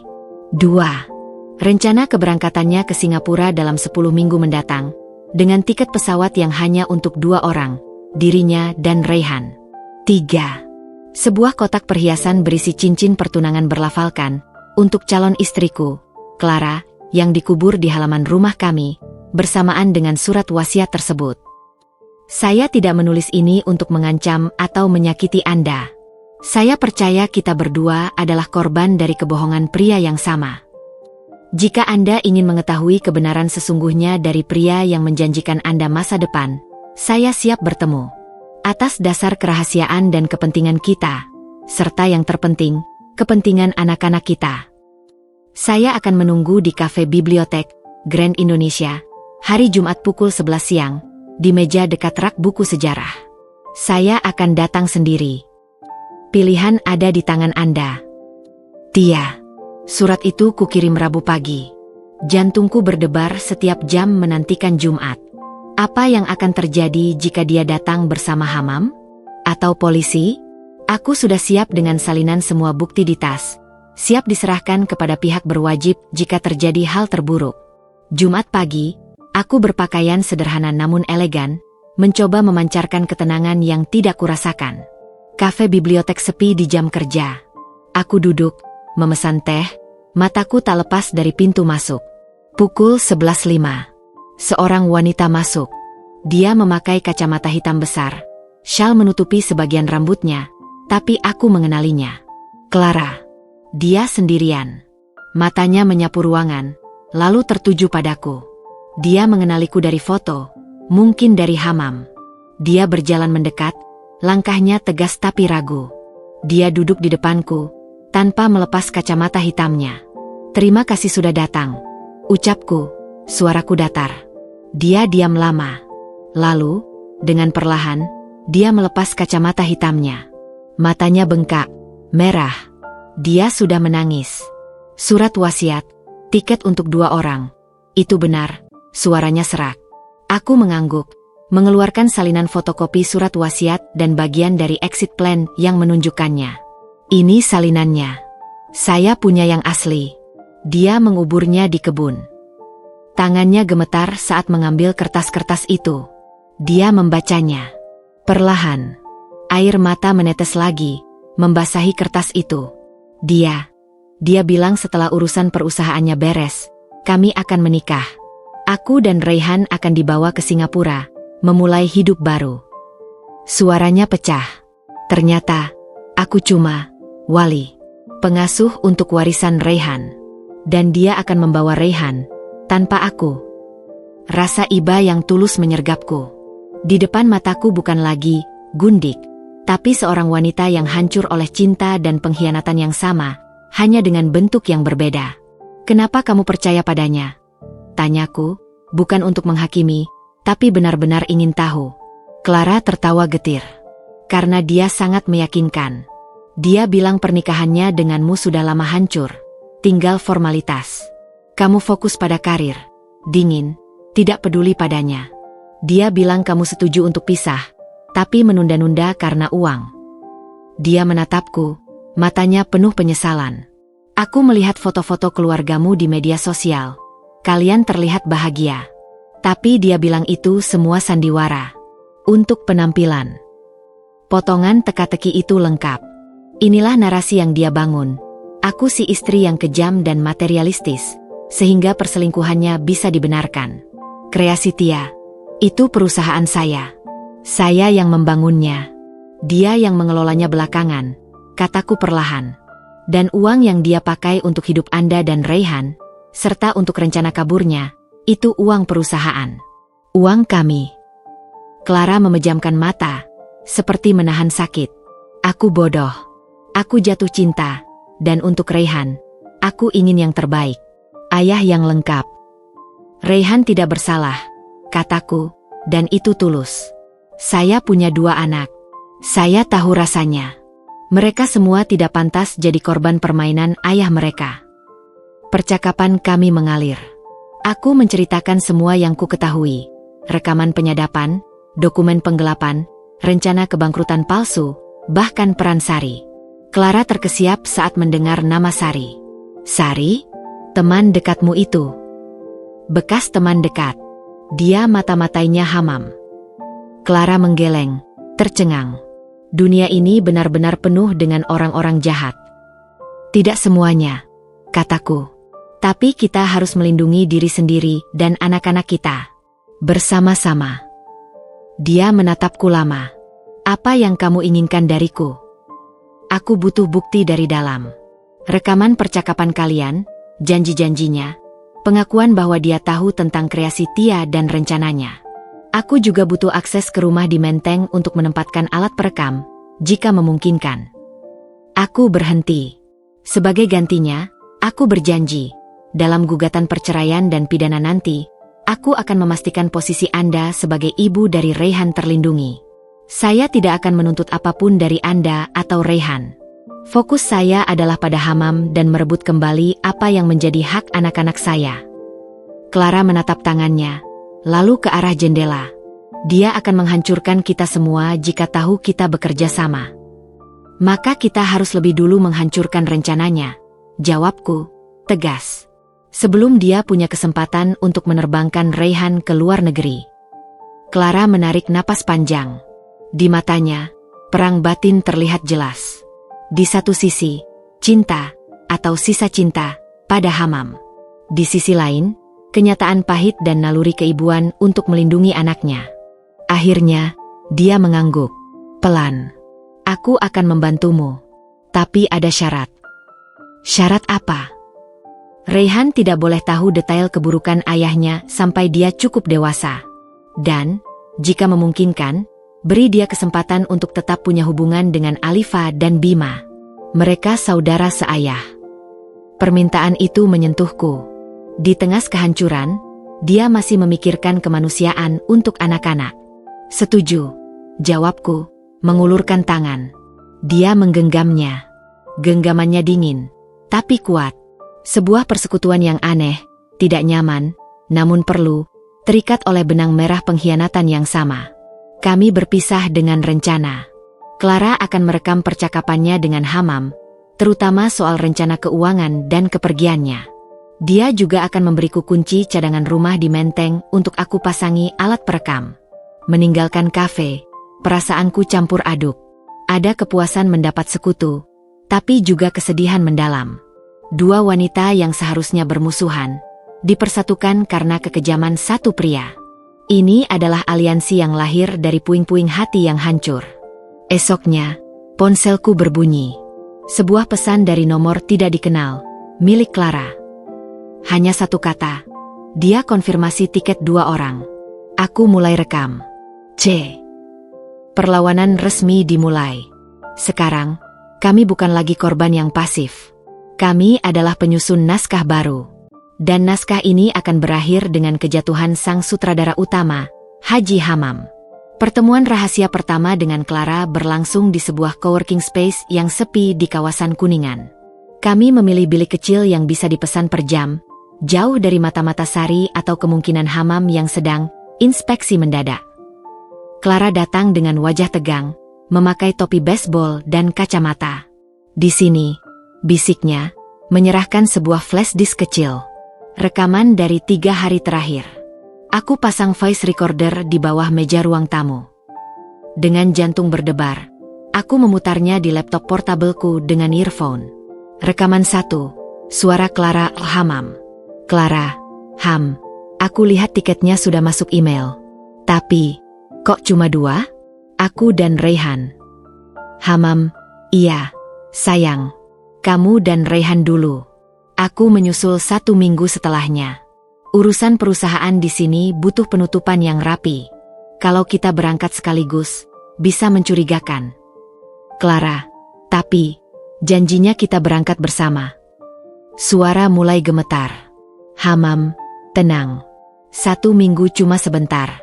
Nanti di sana kita langsung nikah. Aku janji. Dia berbohong dengan lancar. Exit plan jelas menunjukkan dia dan Raihan berangkat bersama, tanpa Clara. Rekaman 2, suara Hammam menelepon seseorang, mungkin pengacaranya. Hammam, pastikan klausul tentang hibah untuk Tia itu jelas. Bahwa dengan menerima itu, dia melepaskan semua klaim atas harta Gonogini dan hak asuh anak. Ya, anak-anak tetap ikut dia, tapi dengan tunjangan yang sudah ditetapkan, tidak lebih. Biar dia yang urus mereka sendiri. Suara itu dingin, terukur. Dia tidak hanya mengambil hartaku, tapi juga ingin membebaniku sepenuhnya dengan anak-anak sambil membatasi sumber daya. Sebuah bentuk hukuman karena berani mengganggu rencananya dengan kehamilan palsu. Rekaman 3, suara Clara bertanya soal keuangan. Clara, uang untuk hidup di Singapura pertama kali sudah ditransfer, kan? Hammam, sudah. Aku cairkan dari proyek fiktif terakhir kreasi Tia. Besarnya cukup untuk kalian berdua. Setahun. Clara, cuma setahun? Lalu? Hammam, nanti kita lihat perkembangan. Aku akan urus dari sini. Dia berbohong lagi. Tidak ada rencana mengirim uang lebih. Dia akan menghilang bersama Raihan, meninggalkan Clara tanpa apa-apa. Mendengar rekaman-rekaman itu, wajah Clara pucat pasi. Air matanya menetes diam-diam. Aku seperti barang bekas yang akan dibuang. Bisiknya, hancur. Aku meraih tangannya. Kita tidak akan membiarkannya. Sekarang, dengan bukti dari Clara, dokumen dari koper, dan data yang kukumpulkan, kami memiliki gambaran lengkap.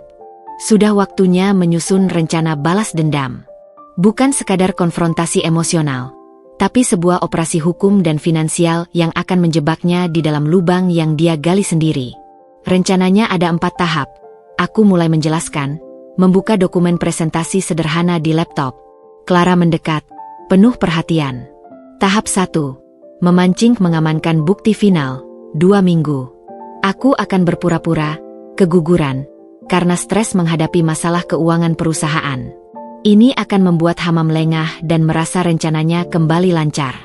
Clara akan terus merekam, memancing pengakuan spesifik tentang penggelapan uang kreasi Tia dan rencana pemalsuan kebangkrutan.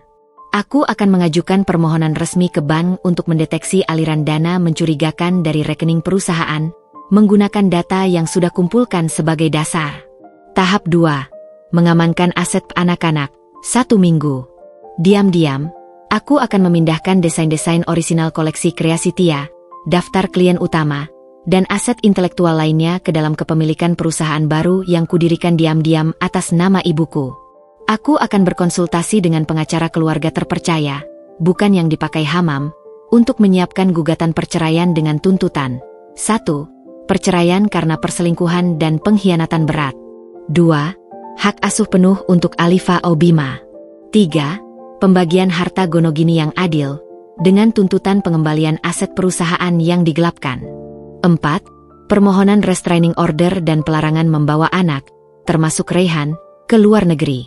Clara akan mengajukan permohonan pengakuan hak asuh Raihan secara resmi di pengadilan, didukung oleh bukti bahwa Hamam berencana membawa anaknya keluar tanpa izin. Tahap 3. Serangan terkoordinasi, H-Hour. Semua bukti, rekaman, dokumen, laporan keuangan, akan diserahkan secara bersamaan ke 1. Kepolisian, untuk laporan dugaan penggelapan pencucian uang. 2. Kejaksaan. 3. Pengadilan niaga, untuk kasus kebangkrutan palsu. 4. Otoritas pajak. Konferensi pers kecil-kecilan akan diadakan untuk mengungkap skandal ini, dengan fokus pada upaya Hamam menelantarkan keluarga sah dan merugikan perusahaan. Tujuannya, merusak reputasinya secara publik sehingga dia tidak punya ruang untuk bergerak. Saat yang bersamaan, gugatan perceraian dan permohonan restraining order akan disampaikan ke pengadilan. Tahap 4. Pembersihan rekonstruksi, setelah kejatuhannya. Aku akan mengambil alih sepenuhnya kreasi Tia, membereskan keuangannya, dan memulai kembali dengan tim yang loyal. Aku akan memenuhi janjiku pada Clara, membantunya mendapatkan hak asuh penuh atas Raihan dan modal usaha kecil agar dia bisa mandiri. Hubungan antara anak-anak akan kubiarkan berkembang alami. Untuk Sari, akan ada penyelesaian tersendiri. Clara mendengarkan dengan serius. Ini sangat berisiko. Kalau dia tahu sedikit saja. Makanya kita harus sempurna, tegasku. Tidak ada kebocoran. Tidak ada emosi. Kita jalankan seperti mesin. Dia mengangguk, lalu bertanya, bagaimana dengan anak-anakmu? Mereka harus dilindungi. Itu prioritas utama. Saat serangan dilancarkan, mereka akan berada di rumah neneknya di Bandung, jauh dari keributan. Aku sudah bicara dengan ibuku. Dia tahu segalanya dan siap membantu. Rencana itu terlihat sempurna di atas kertas. Tapi aku tahu, satu kesalahan kecil bisa berakibat fatal. Apalagi dengan musuh seperti Hamam yang licik, dan Sari yang terus mengintai. Kami sepakat untuk berkomunikasi hanya melalui aplikasi pesan terenkripsi, dengan kode-kode tertentu. Pertemuan langsung seminimal mungkin. Malam itu, di rumah, aku mulai tahap 1. Aku berpura-pura jatuh di kamar mandi, lalu menelepon Hamam dengan suara panik. Mas, aku sakit perut banget, dan ada darah. Aku menangis terseduh-seduh di telepon. Sebuah akting yang membuatku sendiri hampir percaya. Dia pulang dengan cepat, wajahnya tampak lega. Dia menyamar sebagai suami yang khawatir, langsung membawaku ke rumah sakit. Dokter yang sudah kuberitahu, teman SMA yang kini jadi spesialis kandungan, berpura-pura memeriksa, lalu dengan wajah serius menyatakan, keguguran. Kemungkinan besar karena faktor stres dan kelelahan yang ekstrim, Bu. Aku menangis histeris di ruang pemeriksaan. Hamam memelukku, mengelus punggungku. Sudah, sayang. Sudah. Yang penting kamu sehat. Tapi di pundak bajuku, aku bisa merasakan dia menahan napas, seperti melepas beban. Di rumah, dia sangat perhatian. Tapi perhatiannya kini terasa seperti tugas. Dia sudah mendapat yang diinginkan. Masalah, kehamilan terselesaikan. Rencananya bisa berjalan mulus. Sementara itu, Clara mengirim pesan terenkripsi. Dia merayakan. Bilang ke aku, hambatan terakhir sudah hilang. Aku rekam. Tahap 1 selesai. Rasa sakit karena keguguran palsu itu nyata. Karena itu adalah duka untuk pernikahan dan impian yang benar-benar telah mati. Tapi di balik duka itu, ada api tekad yang membara. Pertunjukan besar hampir dimulai. Dan kali ini, aku yang akan menjadi sutradaranya. Hamam, Sari, bersiaplah. Adegan terakhir kalian akan berakhir dengan kejatuhan yang jauh lebih dramatis dari yang kalian bayangkan. 3 minggu berlalu sejak keguguran itu. Aku telah menyempurnakan peranku sebagai Tia yang hancur dan rapuh. Aku kehilangan berat badan dengan sengaja, mata berkantung, bicara pelan dan datar. Dokter temanku memberiku vitamin yang aman, tapi di depan Hamam, aku berpura-pura minum obat antidepresan kuat yang membuatku lemas dan mengantuk. Dia, di sisi lain, semakin percaya diri. Ritual penguburan koper berhenti. Dia merasa semuanya aman. Dia bahkan mulai cerita longgar di depan aku, tanpa rincian, tentang proyek besar terakhir yang akan membawa mereka ke level berikutnya. Dia tidak tahu bahwa setiap kata direkam oleh penyadap di mobil dan alat yang Clara pasang di rumah menteng. Waktunya untuk klimaks. Hari ulang tahun pernikahan kami yang ke-12. Awalnya, dia merencanakan makan malam mewah di luar. Tapi dengan kondisi depresi beratku, aku membatalkannya. Aku nggak sanggup, Mas. Mending di rumah aja. Aku cuma mau tidur. Dia pura-pura kecewa. Tapi sebenarnya lega. Itu memberinya waktu untuk mengurus sesuatu.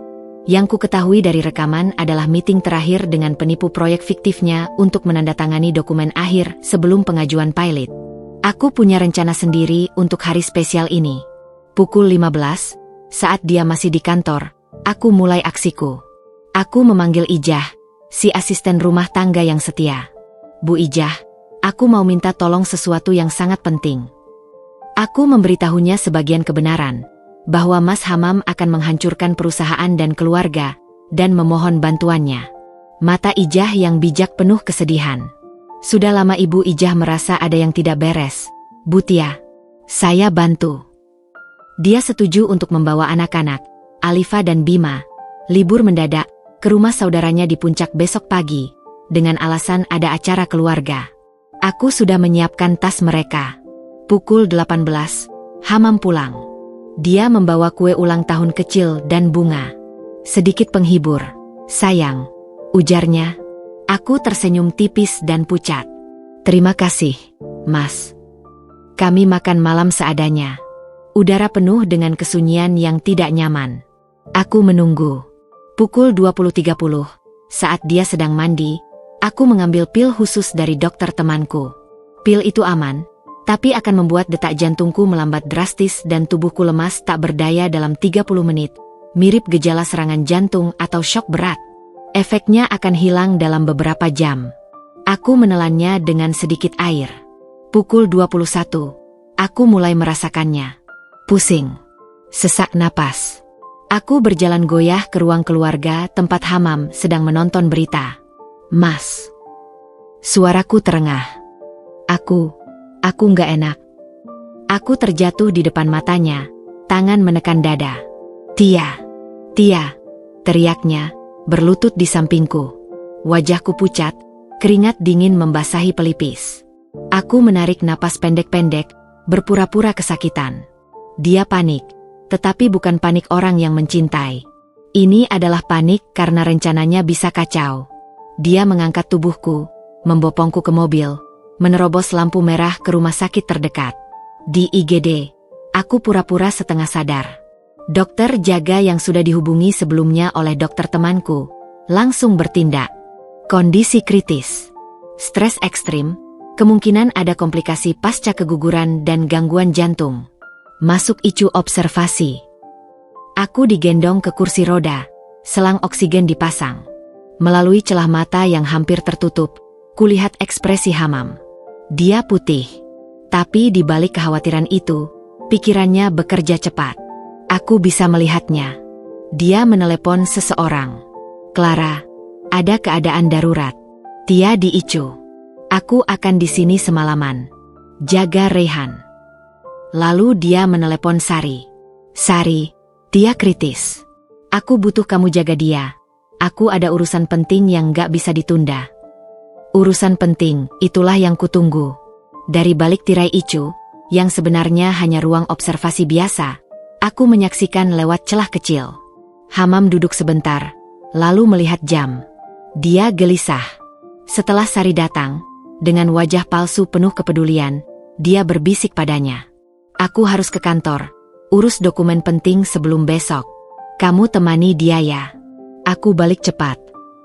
Sari mengangguk, memegangi tangannya. Pergilah. Aku di sini. Begitu Hamam pergi, Sari mendekati tempat tidurku. Dia menatapku. Aku memejamkan mata, bernapas pelan. Lalu, aku mendengar bisikannya, pelan, seolah pada diriku sendiri, tapi nadanya begitu sinis. Tidurlah, Tia. Lepaskan saja. Semuanya akan lebih mudah.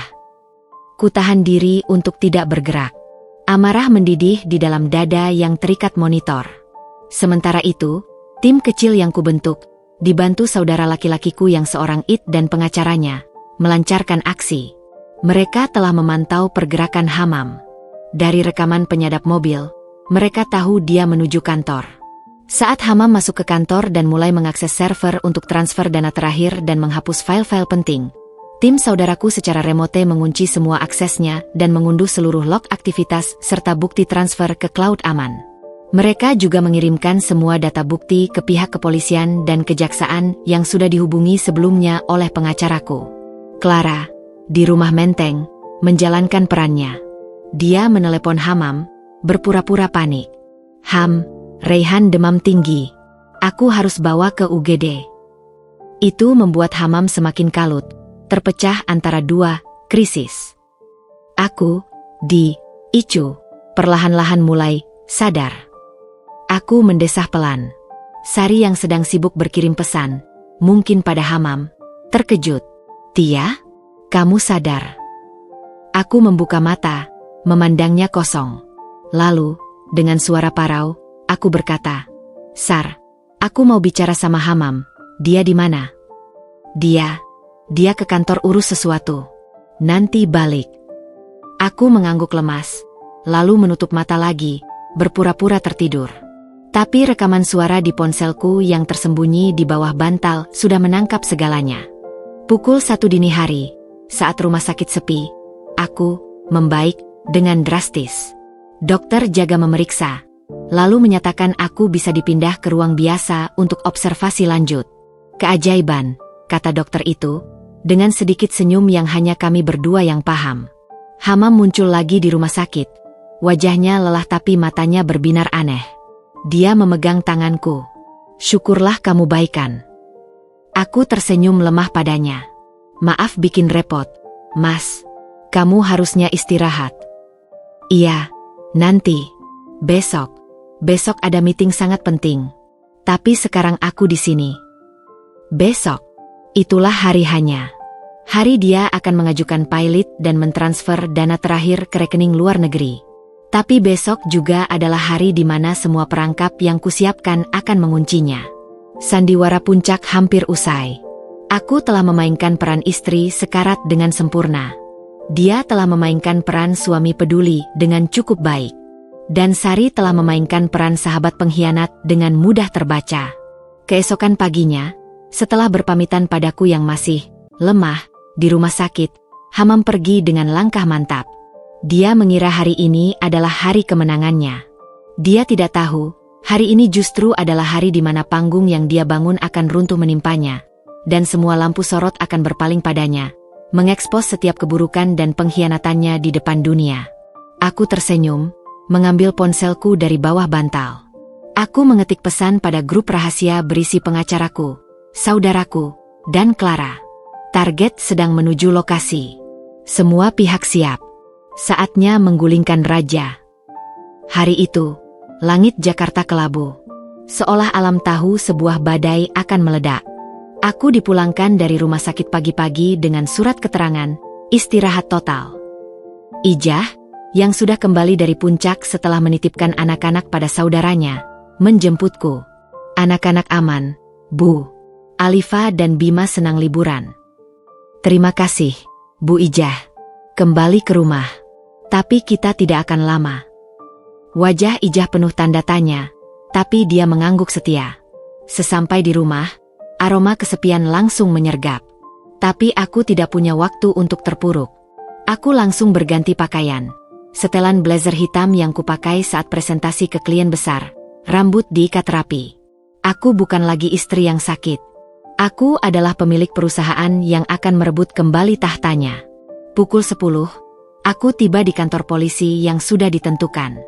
Pengacaraku, Bapak Rendra, seorang pria berwibawa dengan kacamata berlensa tebal, sudah menunggu bersama tim kecilnya. Clara juga sudah ada di sana. Wajahnya tegang tapi penuh tekad. Dia membawa tas berisi rekaman asli dan beberapa dokumen pribadi Hamam yang dia ambil diam-diam. Semuanya sudah siap, Ibu Tia, kata Pak Rendra. Laporan resmi dugaan penggelapan, pencucian uang, pemalsuan dokumen, dan upaya membawa anak ke luar negeri tanpa izin sudah kami sampaikan lengkap dengan bukti-bukti. Tim penyidik khusus sudah terbentuk. Mereka hanya menunggu perintah. Aku mengangguk. Dan konferensi pers diatur jam 1 siang di kantor advokasi kami. Media sudah diundang dengan embargo ketat. Mereka baru tahu subjeknya saat konferensi dimulai. Bagus. Pukul 10.30, di sebuah ruang sidang pengadilan niaga, sidang permohonan pilot PT Kreasi Tia yang diajukan oleh Hamam, dengan menggunakan nama perusahaan boneka, sedang akan dimulai.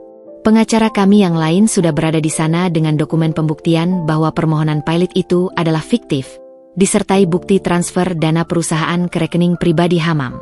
Pukul 10.45, teleponku berdering. Dari Hamam. Aku menarik napas, lalu mengangkat. Halo, Mas. Tia, kamu di mana? Ijah bilang kamu tidak di rumah. Suaranya tegang, tergesa-gesa. Aku di luar, Mas. Mau cari udara segar. Ada apa? Suaramu tergesa-gesa. Ada masalah di kantor. Komputer semua error. Aku tidak bisa akses apa-apa. Meeting penting jadi kacau. Suaranya hampir panik. Dia mulai merasakan bahwa sesuatu yang besar sedang terjadi. Oh, kasihan. Mungkin cuma gangguan jaringan. Tenang saja, Mas, kataku. Suara tetap datar.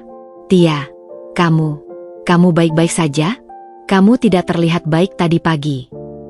Aku baik-baik saja, Mas. Bahkan, belum pernah sebaik ini sejak lama. Kali ini, nada suaraku berubah. Sedikit lebih tegas. Lebih dingin. Dia terdiam di seberang sana. Insting binatangnya mungkin mulai berteriak. Aku akan pulang. Kita perlu bicara. Jangan pulang, Mas. Sebaiknya kamu tetap di kantor. Atau, coba cek berita online sekitar jam 1 siang nanti. Mungkin ada sesuatu yang menarik. Tia, apa maksudmu? Suaranya meninggi. Aku rasa percakapan kita cukup, Mas. Sampai jumpa nanti. Aku menutup telepon. Pukul 11, tim kepolisian bergerak. 2 unit mobil patroli diam-diam menuju kantor Kreasi Tia. Yang lain menuju rumah kami di Permata Hijau, dan 1 tim khusus menuju rumah di Menteng untuk mengamankan bukti dan memastikan Raihan aman. Pukul 12, aku mendapat kabar dari pengacara di pengadilan niaga. Sidang pilot ditangguhkan. Hakim menerima bukti pemalsuan. Surat perintah penyitaan aset dan pelarangan bepergian untuk Haji Hamam sedang diterbitkan. Pukul 12.30, ponselku berderet tak henti. Sari. Hamam. Bahkan beberapa teman yang mungkin sudah mendengar desas-desus. Aku tidak mengangkat. Pukul 12.45, aku, Clara, dan Pak Rendra tiba di kantor advokasi. Ruang konferensi sudah dipenuhi wartawan. Aroma ketegangan dan antusiasme terasa. "Sudah siap?" tanya Pak Rendra padaku. Aku melihat Clara. Dia menggenggam tanganku, erat. Kami mengangguk serempak. Pukul 13 tepat. Kami masuk ke ruangan. Kilat kamera menyambar-nyambar. Aku duduk di tengah, diapit Pak Rendra dan Clara. Mikrofon berjejer di depan kami. Pak Rendra membuka konferensi pers dengan pernyataan resmi. Adanya dugaan kejahatan korporasi dan pengkhianatan keluarga yang melibatkan Haji Hamam. Lalu, giliranku. Aku menyapa, suaraku jelas dan stabil. Tak seperti wanita, sakit, yang diperankan selama berminggu-minggu. Saya Tia Ramadhani, pendiri dan pemilik sah PT Kreasi Tia. Hari ini, dengan berat hati yang tak terperi, saya harus mengungkap kebenaran kelam tentang suami saya sendiri, Haji Hamam. Ruang senyap. Aku memaparkan garis besar, perselingkuhan yang membuahkan anak, pembangunan kehidupan ganda, penggelapan dana perusahaan, rencana kebangkrutan palsu, hingga upaya untuk menelantarkan anak-anak sah dan melarikan anak hasil perselingkuhan ke luar negeri. Aku menyebut nama Clara Wulandari dan memperkenalkannya. Clara, dengan suara bergetar namun jelas, menambahkan, "Saya adalah korban lain dari kebohongan pria yang sama. Saya diperdaya janji pernikahan, dan baru tersadar bahwa saya juga akan ditinggalkan dalam rencana kejinya. Saya berdiri di sini bersama Ibu Tia bukan sebagai musuh, tapi sebagai korban yang bersatu untuk menghentikan kejahatan ini dan melindungi anak-anak kami." Kami memperlihatkan beberapa bukti yang tak terbantahkan. Potongan rekaman suara Hamam mengonfirmasi transfer fiktif, fotokopi surat wasiat yang tidak adil, dan tiket pesawat untuk 2 orang. Media gaduh. Pertanyaan berhamburan. Tepat di tengah-tengah konferensi pers, sesuatu yang dramatis terjadi. Pintu ruangan terbuka. Seorang penyidik berpakaian preman masuk, mendekati Pak Rendra dan berbisik. Lalu, Pak Rendra mengangguk dan menyampaikan kepada kami dan media. Berdasarkan informasi yang baru saja diterima, Haji Hamam telah diamankan oleh pihak kepolisian di bandara saat akan melakukan penerbangan domestik menuju Batam, yang diduga sebagai titik transit sebelum ke luar negeri. Gasps terdengar di ruangan. Clara menutup mulutnya, matanya berkaca-kaca. Aku menarik napas dalam. Dia mencoba kabur. Tapi sudah terlambat. Konferensi pers berlanjut, tapi fokusnya sudah berubah. Ini bukan lagi sekadar pengaduan, tapi laporan langsung tentang penangkapan seorang tersangka. Setelah konferensi berakhir, aku merasa lelah yang luar biasa, tapi juga lega yang mendalam. Itu sudah dilakukan. Bom telah meledak, dan Hamam berada tepat di pusat ledakannya. Dalam perjalanan pulang, ponselku kembali berdering. Nomor tak dikenal. Aku mengangkat. "Tia, kamu gila. Apa yang sudah kamu lakukan?" teriak Sari di seberang sana. Suaranya penuh kepanikan dan kemarahan. "Halo, Sari. Aku baru saja melakukan apa yang harusnya kamu lakukan sebagai sahabat, membela kebenaran. Tapi kamu memilih membela pengkhianat. Nikmatilah akibat pilihanmu. Aku hanya mencoba membantu. Kamu tidak mengerti. Kamu membantu dirimu sendiri. Hubungan kita sudah selesai, Sari. Jangan hubungi aku lagi." Aku menutup telepon dan memblokir nomornya. Karma tidak hanya untuk Hamam. Untuk Sari, kehilangan persahabatan 20 tahun dan reputasinya sebagai teman baik adalah karmanya. Aku tahu rumor tentang pengkhianatannya akan menyebar cepat di lingkaran pertemanan kami. Sore itu, di rumah yang terasa sangat sepi, aku berdiri di depan Bougainville. Akar yang dulu membelit rahasia, kini mungkin masih membelit koper-koper berisi rencana jahat. Tapi itu tidak lagi penting. Koper-koper itu akan segera diangkat sebagai barang bukti. Aku melihat foto keluarga di ruang tamu. Senyuman kami yang lebar terasa pahit sekarang. Tapi di balik kepahitan itu, ada harapan. Aku akan membangun kembali kehidupan untuk anak-anakku. Tanpa kebohongan. Tanpa pengkhianatan. Malam itu, Berita tentang skandal Hammam menjadi headline di berbagai portal berita dan televisi. Pengusaha modis ternyata penipu ulu ngebigami. Istri dan gundik bersatu gulung suami penipu. Karma telah menjemputnya. Di sel tahanan, sendirian, dengan rencananya yang hancur berantakan, reputasinya yang lenyap, dan 2 wanita yang dikhianatinya kini berbalik menjadi kekuatan yang justru menjebloskannya. Untukku, pertempuran belum sepenuhnya selesai. Masih ada proses hukum yang panjang, perebutan aset, dan penyembuhan luka anak-anak. Tapi babak paling gelap sudah terlewati. Aku menatap langit malam melalui jendela. Tidak ada bintang yang terlihat di polusi Jakarta. Tapi untuk pertama kalinya dalam berbulan-bulan, aku merasa bisa bernapas lega. Aku telah merebut kembali kendali atas hidupku. Dan itu adalah kemenangan pertama, yang terpenting. Proses hukum bergulir dengan cepat bagai deret hitung yang tak terbendung. Bukti-bukti yang kami serahkan begitu solid, runtuh satu persatu membongkar seluruh bangunan kebohongan yang selama ini dibangun Mas Hammam. Hari pertama setelah penangkapan, Hammam ditahan di Polda Metro Jaya. Ia ditetapkan sebagai tersangka dalam 3 kasus sekaligus: penggelapan dana korporasi, pasal 374 KUHP, pemalsuan dokumen, pasal 263 KUHP, dan tindak pidana pencucian uang, UU TPPU. Sidang pertama untuk penahanan berlangsung singkat. Aku dan Clara hadir, duduk berjauhan di ruang sidang. Saat matanya bertemu dengan kami, ada campuran rasa tidak percaya, kemarahan, dan akhirnya, keputusasaan. Dia telah kehilangan semua kendali. Pengacaranya, yang tampak kewalahan, hanya bisa mengajukan penangguhan penahanan yang langsung ditolak hakim. Minggu ke-1. TC. Kreasi Tia secara resmi kembali sepenuhnya ke bawah kendaliku berdasarkan putusan Sela Pengadilan Niaga. Hammam secara hukum dicopot dari semua jabatan dan kepemilikannya di perusahaan. Tim audit independen yang kuperintah masuk, dan dengan data yang kusiapkan, mereka dengan cepat melacak dan membekukan aset-aset yang telah dipindahkan Hammam, baik di dalam negeri maupun upayanya di rekening luar negeri. Rumah di Menteng, yang ternyata masih atas nama Hammam, disita sebagai barang bukti. Clara dan Raihan dengan sukarela pindah ke rumah kontrakan sederhana dengan bantuan dariku. Aku lebih tenang di sini, katanya padaku saat kami minum teh di teras kecil rumah barunya. Raihan bermain di lantai dengan beberapa mainan yang kubawa dari rumah, bukan mainan dari koper, tapi mainan lama Bima yang masih bagus. Minggu kedua, gugatan perceraianku diajukan. Alasan, perselingkuhan, zina, dan pengkhianatan berat yang membuat tujuan perkawinan mustahil dilanjutkan. Di sisi lain, Clara juga mengajukan gugatan untuk pengakuan hak asuh penuh atas Raihan, serta meminta tunjangan anak. Pengadilan mempertimbangkan bukti-bukti dan pernyataan kami, memisahkan kasus perdata dari pidana. Bulan ke-1. Sidang perdana kasus pidana Hammam dimulai. Media masih ramai memberitakan. Aku hadir sebagai saksi korban utama. Bersaksi di hadapan pria yang dulu kusayangi, di ruang sidang yang dingin, adalah pengalaman paling surreali.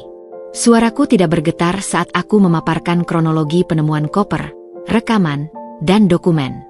Aku melihatnya mencoba membantah, tapi setiap bantahannya dipatahkan oleh bukti fisik dan saksi-saksi lain, termasuk mantan karyawannya yang dia libat dalam proyek fiktif, yang kini mengaku demi keringanan hukuman. Clara juga bersaksi. Air matanya tumpah saat dia menggambarkan janji-janji palsu, dan bagaimana dia akhirnya menyadari dirinya hanyalah alat. Kesaksiannya sangat menggugah, memperkuat gambaran Hammam sebagai manipulator yang tak berperasaan. Bulan kedua. Vonis dijatuhkan. Haji Hammam dinyatakan bersalah atas seluruh dakwaan. Dia dihukum 12 tahun penjara dan denda miliaran rupiah yang jika tidak dibayar, memperpanjang masa tahanannya. Dia juga diwajibkan mengembalikan seluruh aset perusahaan yang digelapkan. Wajahnya, yang dulu selalu tampak percaya diri, kini hancur. Dia menoleh ke arahku saat akan digiring keluar. Matanya kosong. Tak ada lagi senyum sinis, tak ada lagi keangkuhan. Hanya kehampaan. Aku memandangnya sekilas, lalu berpaling. Bab itu sudah benar-benar tertutup. Bulan ketiga. Putusan perceraianku inkrah. Aku mendapatkan hak asuh penuh atas Alifa dan Bima. Hamam diwajibkan membayar nafkah anak yang besarannya ditetapkan pengadilan, yang akan diambil dari sisa asetnya yang tidak disita. Hakim juga membatalkan surat wasiat sepihaknya dan menetapkan pembagian harta gonogini yang adil. Karena hampir semua harta bersama terbukti berasal dari usaha dan jerih payahku, aku mendapatkan bagian terbesar. Rumah di Permata Hijau sepenuhnya menjadi milikku. Untuk Clara, pengadilan memberinya hak asuh penuh atas Raihan dan tunjangan anak dari Hamam yang besarnya cukup untuk kehidupan sederhana. 6 bulan kemudian, kreasi Tia telah bangkit kembali. Dengan tim kecil yang loyal, aku meluncurkan koleksi baru bertema Phoenix, tentang bangkit dari abu. Koleksi itu sukses, mungkin karena cerita di baliknya yang tersebar luas. Aku tidak lagi hanya tahu desain. Aku belajar manajemen keuangan, hukum bisnis, dan memimpin dengan tegas. Hubungan dengan Clara tetap kompleks. Kami bukan sahabat, tapi kami adalah sekutu yang saling menghormati. Kami bertemu sebulan sekali, kadang membawa anak-anak. Awalnya canggung. Alifa dan Bima bertanya, "Itu adik kita, Ma?" dengan polosnya. Aku jelaskan dengan bahasa sederhana. Raihan, anak yang ceria, perlahan-lahan akrab dengan kakak-kakak tirinya. Clara dan aku tidak pernah membahas Hamam. Kami lebih banyak bicara tentang sekolah anak-anak, atau tentang usaha kecil yang dia jalankan dengan bantuan modal dariku, sebuah kafe buku kecil yang cukup laris. Suatu sore, kami duduk di kafe Clara. Anak-anak asyik membaca buku komik di pojokan. "Apakah kamu pernah membenciku?" tanya Clara tiba-tiba, suaranya pelan. Aku memandangnya. Dulu, iya, sangat. Tapi kemudian aku menyadari, kebencianku salah alamat. Kita berdua terjebak dalam ilusi yang dia ciptakan. Aku minta maaf, Tia, atas semua rasa sakit yang tak sengaja kusebabkan. Aku juga, untuk segala prasangka buruk awal-awal. Kami diam, lalu tersenyum kecil. Memaafkan tidak selalu berarti melupakan. Tapi itu memungkinkan kita untuk melanjutkan hidup tanpa membawa racun kebencian. Satu orang yang benar-benar hilang dari hidupku adalah Sari. Dia mencoba menelepon, mengirim pesan panjang berisi pembelaan diri. Aku tidak pernah membalas. Persahabatan kami mati pada saat dia memilih menjadi kaki tangan pengkhianatan. Aku mendengar dia pindah kota, mungkin mencoba lari dari bisik-bisik dan pandangan menghakimi di lingkungan lama kami. Itu adalah konsekuensi pilihannya. Hari ini, aku berdiri di halaman depan rumah. Bougainville itu masih tumbuh subur. Bunganya merah merekah seperti darah, tapi juga seperti kehidupan yang teguh. Tanah di bawahnya telah benar-benar kubersihkan. Koper-koper itu telah diangkat sebagai barang bukti dan disimpan di gudang kepolisian. Lubangnya telah kugali dalam-dalam, kubersihkan dari akar-akar pengkhianatan. Dan kemarin, bersama Alifa dan Bima, aku mengubur sesuatu yang baru di tempat yang sama. Sebuah kotak kaca kecil, berisi surat untuk anak-anakku tentang kejujuran dan keberanian. 1 lembar foto keluarga terakhir kami sebelum semua ini terjadi, sebagai pengingat bahwa kenangan indah itu nyata meski diwarnai kepalsuan. Dan beberapa benih bunga matahari. "Kenapa bunga matahari, Ma?" tanya Bima. "Karena bunga matahari selalu mencari cahaya, Nak. Meski akarnya di tanah yang gelap, dia akan terus tumbuh menuju matahari." Aku memeluk anak-anakku erat. Rumah ini mungkin pernah menjadi medan perang dan kuburan rahasia. Tapi sekarang, ini adalah rumah kami. Tempat kami akan menumbuhkan kenangan baru yang jujur, di atas puing-puing kebohongan yang telah disingkirkan. Derit gerbang di jam 2 pagi tidak lagi kudengar. Mungkin karena engselnya sudah kuganti yang baru. Atau mungkin, karena aku akhirnya bisa tidur nyenyak, tanpa teror, tanpa sandiwara. Aku, Tia, telah melewati malam terkelam. Dan kini, di pagi yang kami bangun sendiri, aku yakin, cahaya yang kami cari akan selalu ada. Asalkan kita berani menggali kebenaran, mengubur kepalsuan, dan menanam benih-benih harapan baru di atasnya.